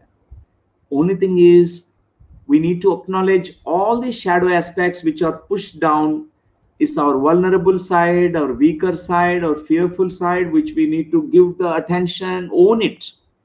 And when you completely own it, you realize that it has served a beautiful purpose, and now you can move to a different place in your consciousness, because this belongs to the past. Even self-criticism, these critical thoughts in us which are saving us sometimes, it tells you, if you are like this, if you are sleeping for an extra hour, you will fail in your life. Your self-critical thoughts are saying that. That's why you can't relax. You wake up by 6 o'clock. I had this memory from my childhood that whenever I used to sleep more, always there used to be a loud voice of my caretakers that, wake up, you must study, otherwise you will fail in exams. You are a lazy person. So that used to be always in my head. Later on, I used to be self-critical. Whenever I sleep an extra hour, I used to be so self-critical, criticizing myself for sleeping an extra hour. But now it's different, friends. Now I know I'm the master of my shadow, master of my mind, master of my soul, master of my life. I'm not masters to anyone. I'm master of myself. And you can be a master of your own self too. And all those secrets that we kept inside us also is the shadow. It belongs to the shadow self. You don't need to reveal all the secrets to people, but what you can do is, in your meditation, bring them up in your consciousness, in your awareness. When something which is put inside the dark, it gains a lot of gravity and heaviness. It becomes your dark secret, which really a lot of your energy will be invested on maintaining that secret. So much of spiritual energy is wasted to maintain the secrets. We have personal secrets, we have family secrets, but in your meditation, be courageous enough to completely bring them up in your consciousness and release it into the universe. Put it inside in the hands of the universe, the God, the all-pervading, omniscient, omnipresent God, the Bhagavan, everywhere. Because you don't need to personally anymore carry it in you. You can liberate it, release it. And we have the right to keep certain secrets. It's okay to have secrets, but because the secret, which are dark secrets, create shame in us. The shame means sham. You are putting a blame on yourself that I am bad, I am wrong. There's something fundamentally wrong with myself. That's what is the secret means. The dark secret creates that energy. So, dear friends, the victim mentality, victim memories, victim consciousness, all that, whether it is being a money victim or relationship victim, a victim of situations, victim of many things in our life, all that, it also becomes our shadow. It becomes our dark, deep shadow. It's so important to now embrace that inner victim, embrace that inner perpetrator, angry person inside us. It becomes the shadow side of us. Completely own it. And then we go to the new place in us. What is your biggest fear of your life? Even fear of spirituality? Fear of being psychic, fear of success, fear of life, fear of dying. What is your biggest fear? Even I have met many spiritual friends, for meditator friends, who says that my biggest fear is becoming enlightened. Enlightenment is their biggest fear, because they feel threatened to the core. What if I become enlightened? Suddenly there is a light that is going to be lit inside my head, and suddenly I have to live differently. That means I have to give up everything. The biggest fear shows up, dear friends. So spirituality, life, many things. Think about what is your biggest fear. Mostly we suppress it. We keep it inside us without dealing, confronting this fear. Know your fear, and then you can liberate your fear. The fear releases the energy. Fear becomes your strength. What are your shadow desires? All those desires, mostly we suppress the desires. All those desires, every desire, just switch on the torchlight and torchlight of awareness. Throw the light on these desires which you suppress inside you from childhood. Maybe eating an ice cream is your desire. Maybe it is going to a place all by yourself. Maybe having your personal freedom to be just yourself. Maybe it is to climb a tree is your desire, which is suppressed inside you, because there are many people who says, don't climb tree, you fall, you fracture your limbs. And don't go into the rain, you catch cold. Maybe that's your desire to do the rain dance. Maybe it's your desire to go to the public place, which was not allowed to you when you were a child, to go and drink tea. Irani chai, you want to drink with all the people. You want to be one with everyone, all the crowd. But which was not allowed. Your father said or mother said, we are rich people. We are not supposed to mingle with ordinary folks. You're prevented from this desire to be mingling with others.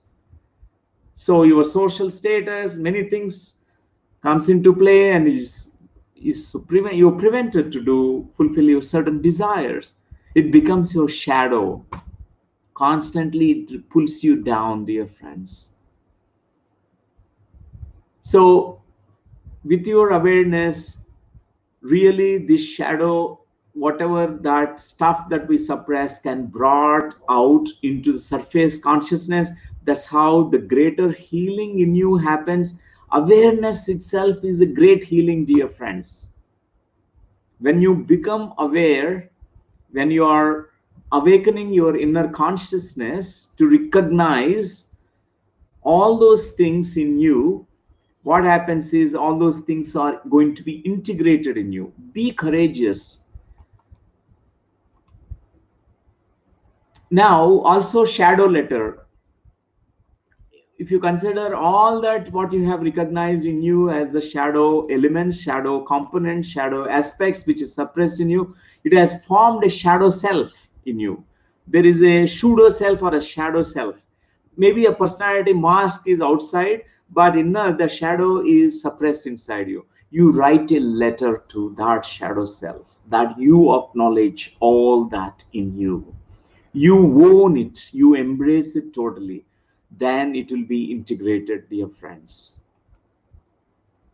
So, my dear friends, it's so wonderful that today we could talk about this. Let's meditate now. Let's practice some meditation. It will be nice to meditate for some time. And before that, I say that we can also do something important. Before meditation, I request all of you, dear friends, to look at this. A beautiful walkthrough that is made by our friends, spiritual architects from Bangalore, who are really divine instruments. I really thank them and acknowledge for all their efforts. And I would like you to watch this video of Sahasrara Pyramid. Welcome to the realm of immense possibilities with Life Foundation, where great visions are crystallized for the benefit of every individual seeking to comprehend and live the universal truths. Life Foundation was started as Life Research Academy in the year 2000 and had birthed Quantum Life University QLU in the year 2007 in 150 acres land along the lines of ancient Takshashila and Nalanda universities. Dr. Newton is the founder and chairman of Life Foundation. Dr. Lakshmi is the co-founder and Rajshekhar and Sridevi are the founding trustees.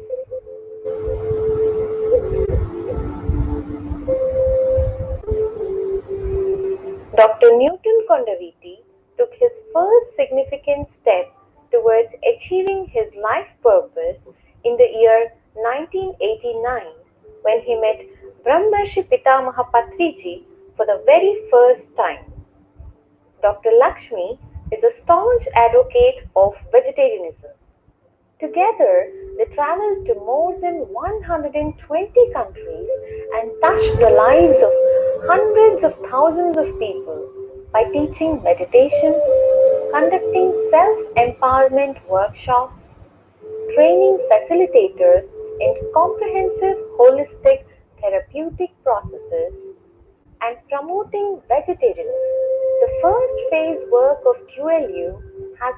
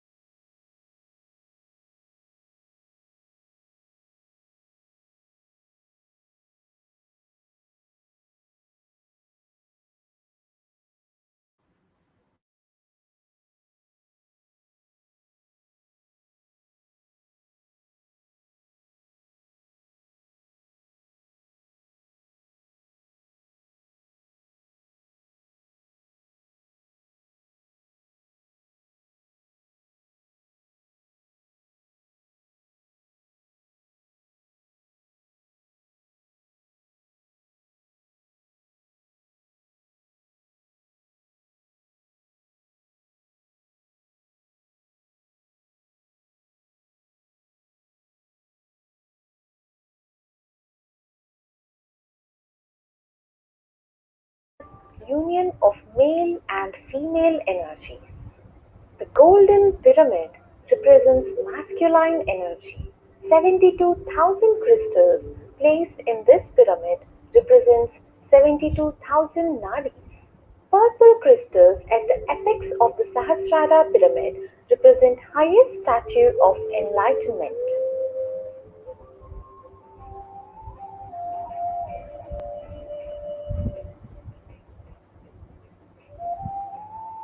Join us in this unique mission to offer ancient wisdom to the modern world through Quantum Life University, QLU.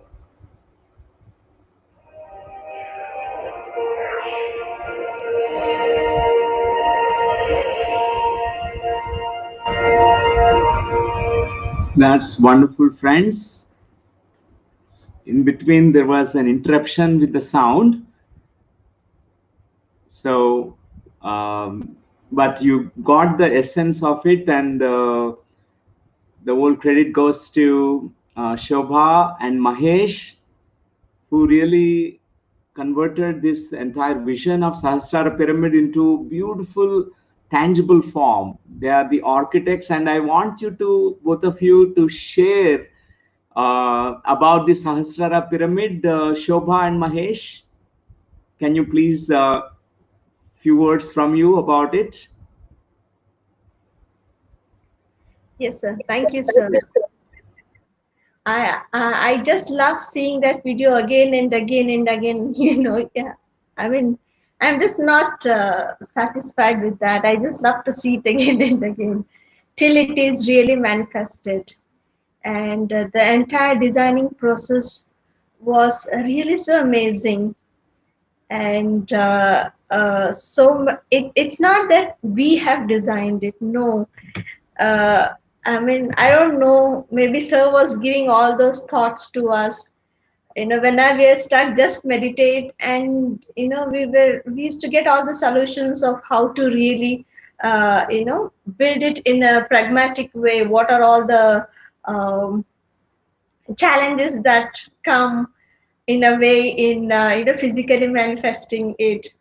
And if we have experienced that just by designing, then we just can't imagine how much it is going to give to the people when it is built, and when we are using that space, the amount of energy those 72,000 crystal will bring in that pyramid, and that energy grid will be amazing. So, I mean, maybe now if I say in words, all may not connect it as I connect it, but once they use that space, they'll really know what it is. That energy grid is amazing. So it's really amazing. And yeah, Mahesh, please share something. Mahesh, please Yes, share. sir. So I'm eagerly waiting for the construction to start, sir, and I want to see that virtually it is already there at QLU campus, sir. So we want to see it in a physical form so that everybody can see that, sir. And it was a great experience while doing all the process of doing it. And many a times I asked her, how did you do this? There are some certain softwares, so wherein she has not learned, but she's now at that time she did it. So I told her, asked her, how did you do it? So I think it's the flow of cosmic energies, I think. Sir. Thank you. Thank And we request all the viewers of the todays to please come forward and contribute in whatever ways you can for this wonderful structure. And there is no personal benefit for anyone from this structure except for the society. We all are going to really experience that tremendous energy, and evolve ourselves, and it's amazing. It's amazing. So I request everyone to please, in whatever ways you can, come forward and contribute and help QLU in manifesting it. So, thank you. thank you.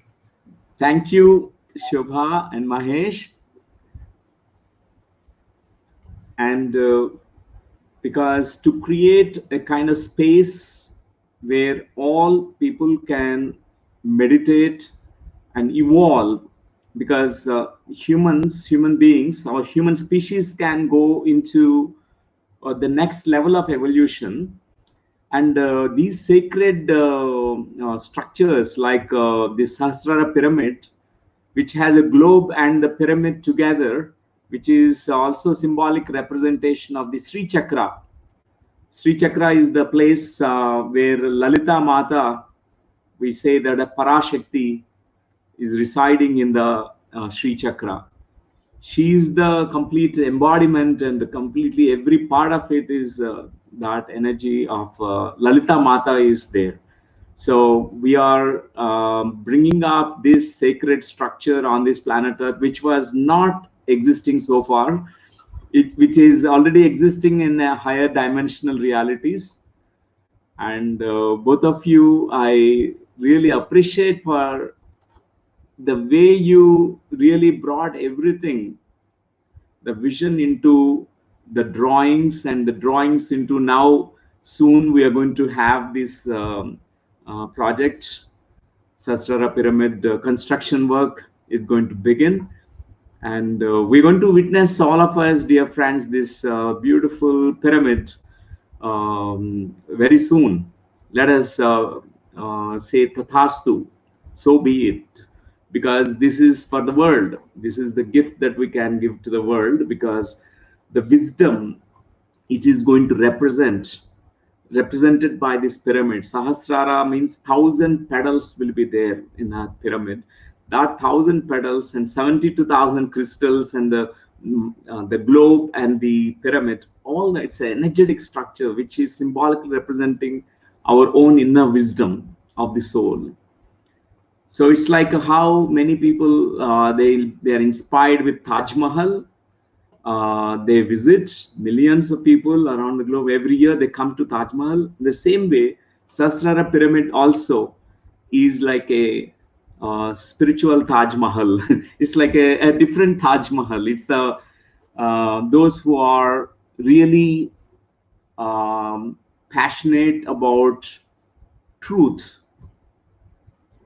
whoever have found that this the greater truth, they're all part of this co-creation process, and they all join the hands, and many invisible hands, many masters behind this the dream project, many invisible beings. I feel their presence and how they constantly, from our side we only do 1%, but 99% work is done by those masters. We must thank all those higher masters, those higher beings. I always have such deep gratitude to those universal beings. So, dear friends, it's really wonderful, Shobha and Mahesh, to have you today. We're going to meditate now. We end in a beautiful way with a nice closure, because the theme for this meditation is to initially go within into the stillness and silence inside. In that silence, we embrace the shadow, the first, that vulnerable shadow side, completely own it, and then we say we accept it totally. We don't deny, we don't suppress, we don't need to. It's part of us. The anger is part of us, the fear is part of us, the sadness is part of us, an aspect of our consciousness which is feeling sad. It's okay. We embrace everything as it is, and then we reach to even the good parts of us, even there's a wonderful parts of us in us, the magnificence, and we go beyond to the consciousness which is unlimited in us. We are that gods who are enclosed in these flesh bodies. We are all gods. Only thing is we have forgotten about it. So let's meditate, dear friends. Now let's close our eyes, sit down in a comfortable posture, and joining your two hands together, for 5 minutes, we're going to observe our normal, natural breathing process. Just notice your inhalation and exhalation.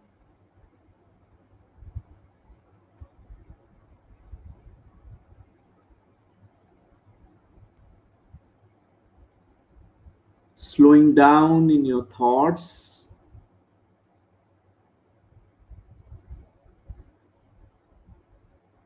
And as you go on observing, noticing your breath, all the routine thoughts from the mind, they fade away. You can appreciate that stillness, silence that's coming in you, the gap between the thoughts. I'd like you to give all the attention to that space within yourself where you can experience this stillness. Once you are in the plane of consciousness where you are experiencing stillness, completely be willing and ready to totally own all your aspects, all the parts of yourself.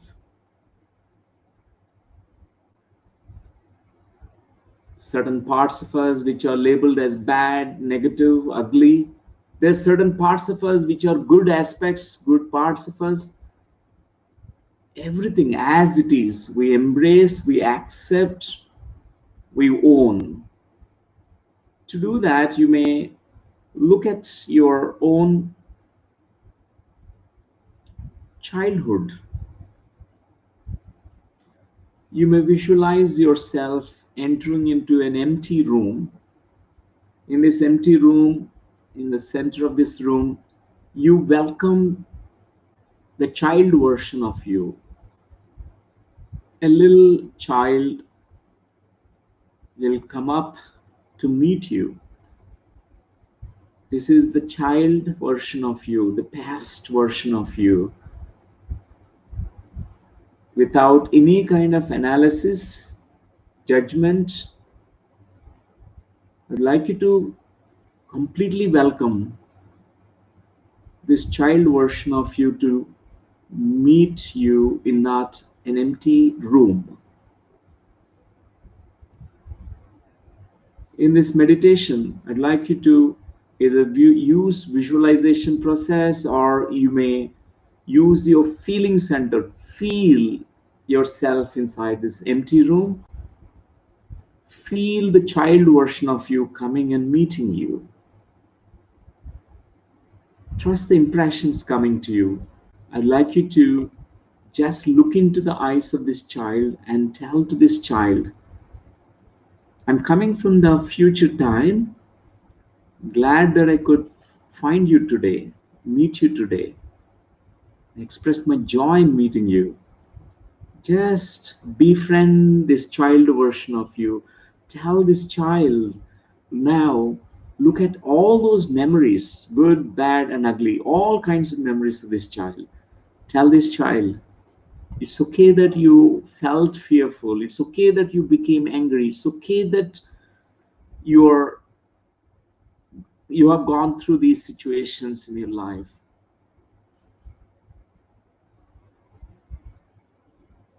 You tell to this child, I still love you and accept you the way you are, even though you feel fear, even though you are angry, even though you are sad. I still accept you, love you the way you are. Just from your heart, open your heart furthermore and take the child close to your heart. Embrace the child. Demonstrate your acceptance, love through this warm embrace.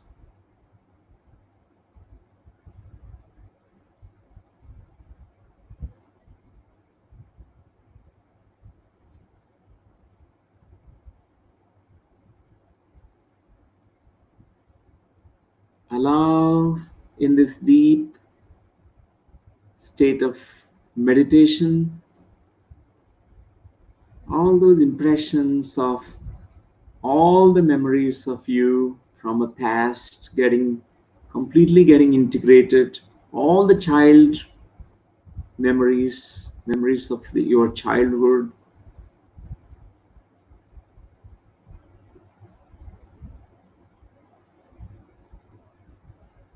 Even the vulnerable side of this child, all those vulnerabilities need completely accepted and embraced. It's okay to be that way.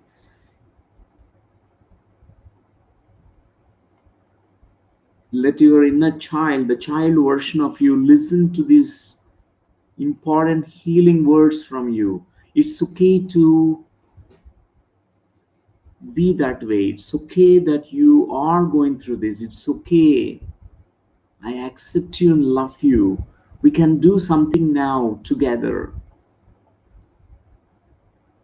Give these loving, comforting words from your heart.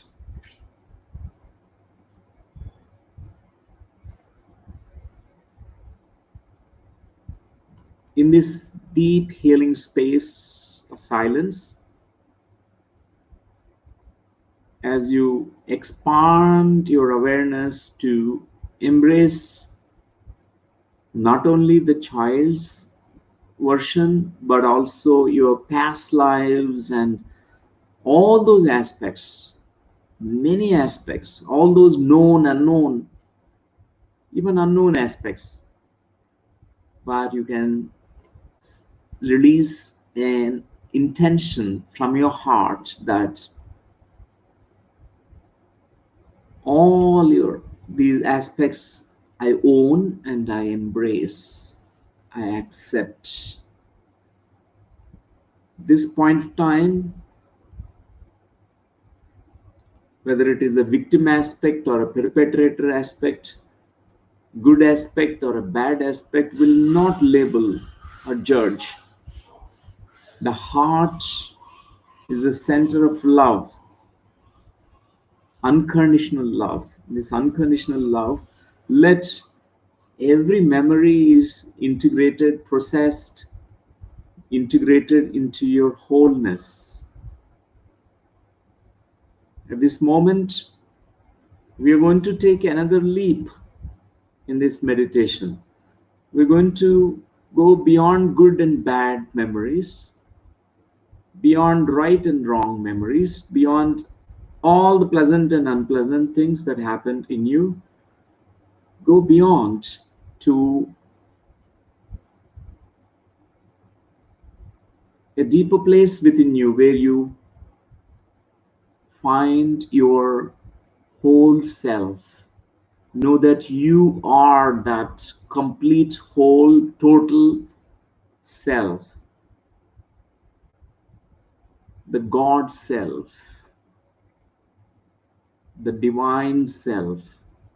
You are the holiest, the holy. You are the sacredest, the sacred. You are the one whom you are searching for. Maybe it is the wholeness of you are experiencing is a deep, joyful stillness and silence. Maybe this is coming as a vision and an image to you. Maybe it is coming to you as a vibration in your body. As you tune into this frequency of your own total complete self, which is the highest truth of you, you are that consciousness which is non-linear, non-local. You are not the shadow. You are not this personality structure.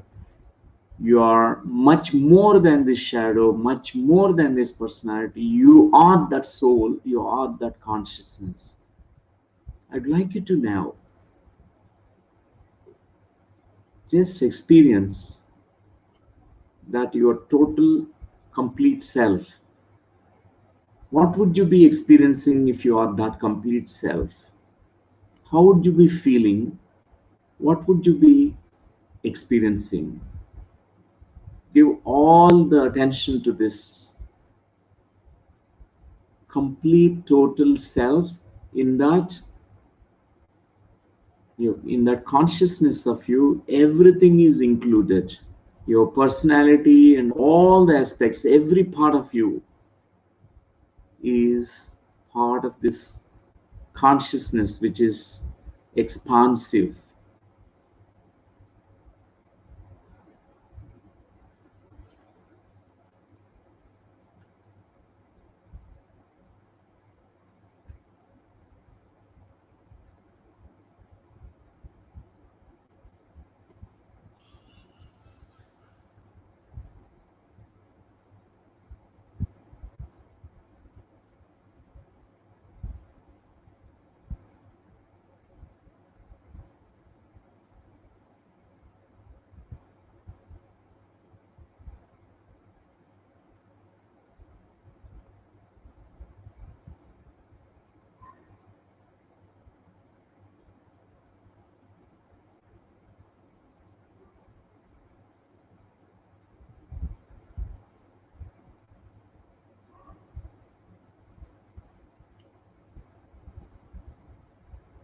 Last 1 minute, dear friends.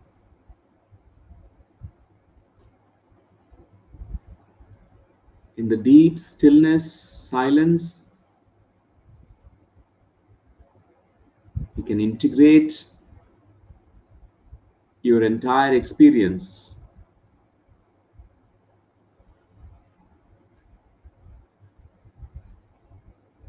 All the insights that you gained,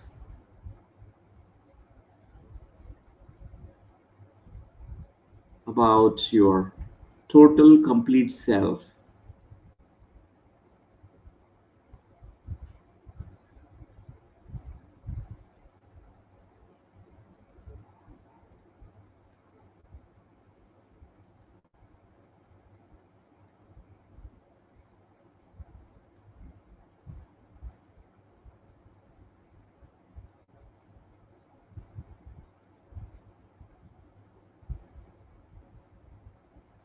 Thirty seconds.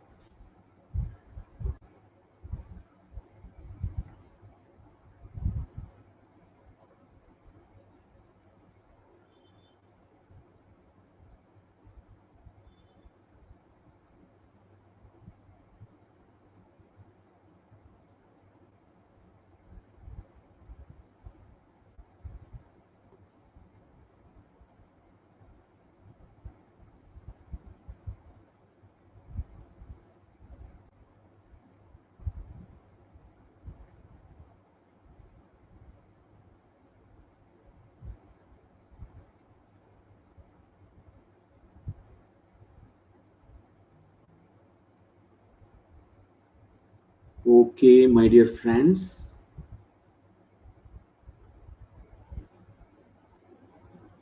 whenever you are ready, you may place your hands on your eyes, touching your eyelids, and slowly you can come back with these insights that you gained from your own self. Welcome back, dear friends. Wonderful friends. Today we had a beautiful interaction and Sajjana Sangatya meditation, and I thank everyone for joining.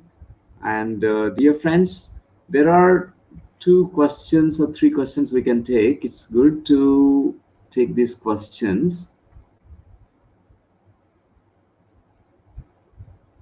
I think there are many best wishes, good wishes that are shared with us.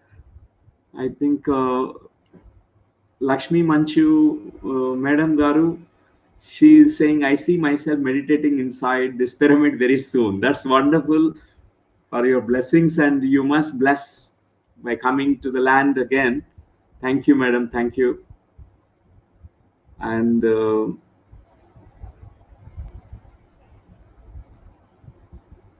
it's really wonderful. And Gaurav Gupta ji is saying that it's to become an international place of human unity and collective consciousness.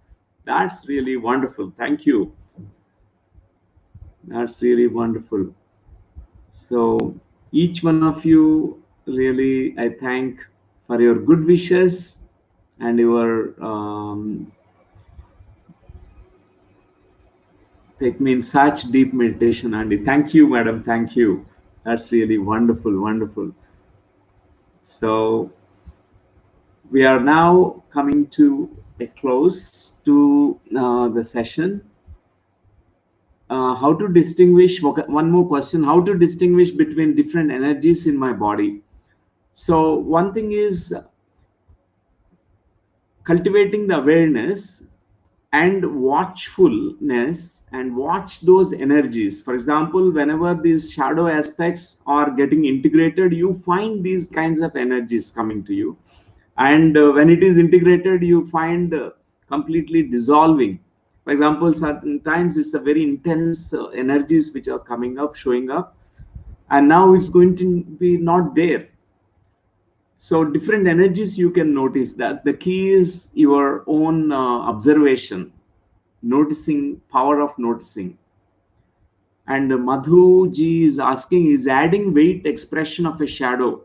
What are we? Yes, exactly. What are we defending ourselves from, sir? So the fat can be many ways. We are protecting from outside world, maybe unsafety, not safe. And second is we also gain weight to ground ourselves. Many people who lack grounding, they do that. And third aspect is certain emotions. They try to hide, they push it away. Whenever sadness is there, they eat more food than what is required. Through that, they swallow all those emotions. It's also one defense mechanism we learn at a very younger age. So that's what, Madhuji, thank you. And I think all thanks to all of you for expressing. I think Vijay Lakshmi Goyal is also, she's staying now in Austria because she could not come back to India. So I wish you, we all wish you a good meditation in Austria. And because last 1 month she's staying there. It's wonderful that you are joining every day, Vijay Lakshmi ji. Thank you.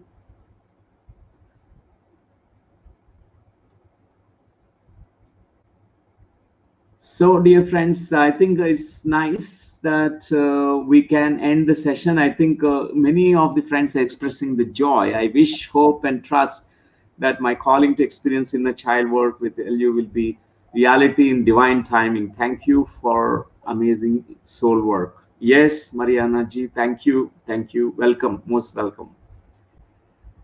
So, dear friends, we are again going to meet day after tomorrow with another topic. So I wish you good meditation and spiritual growth. Meditate, stay at home, and celebrate your life. Thank you. Thank you for joining. Thank you, everyone.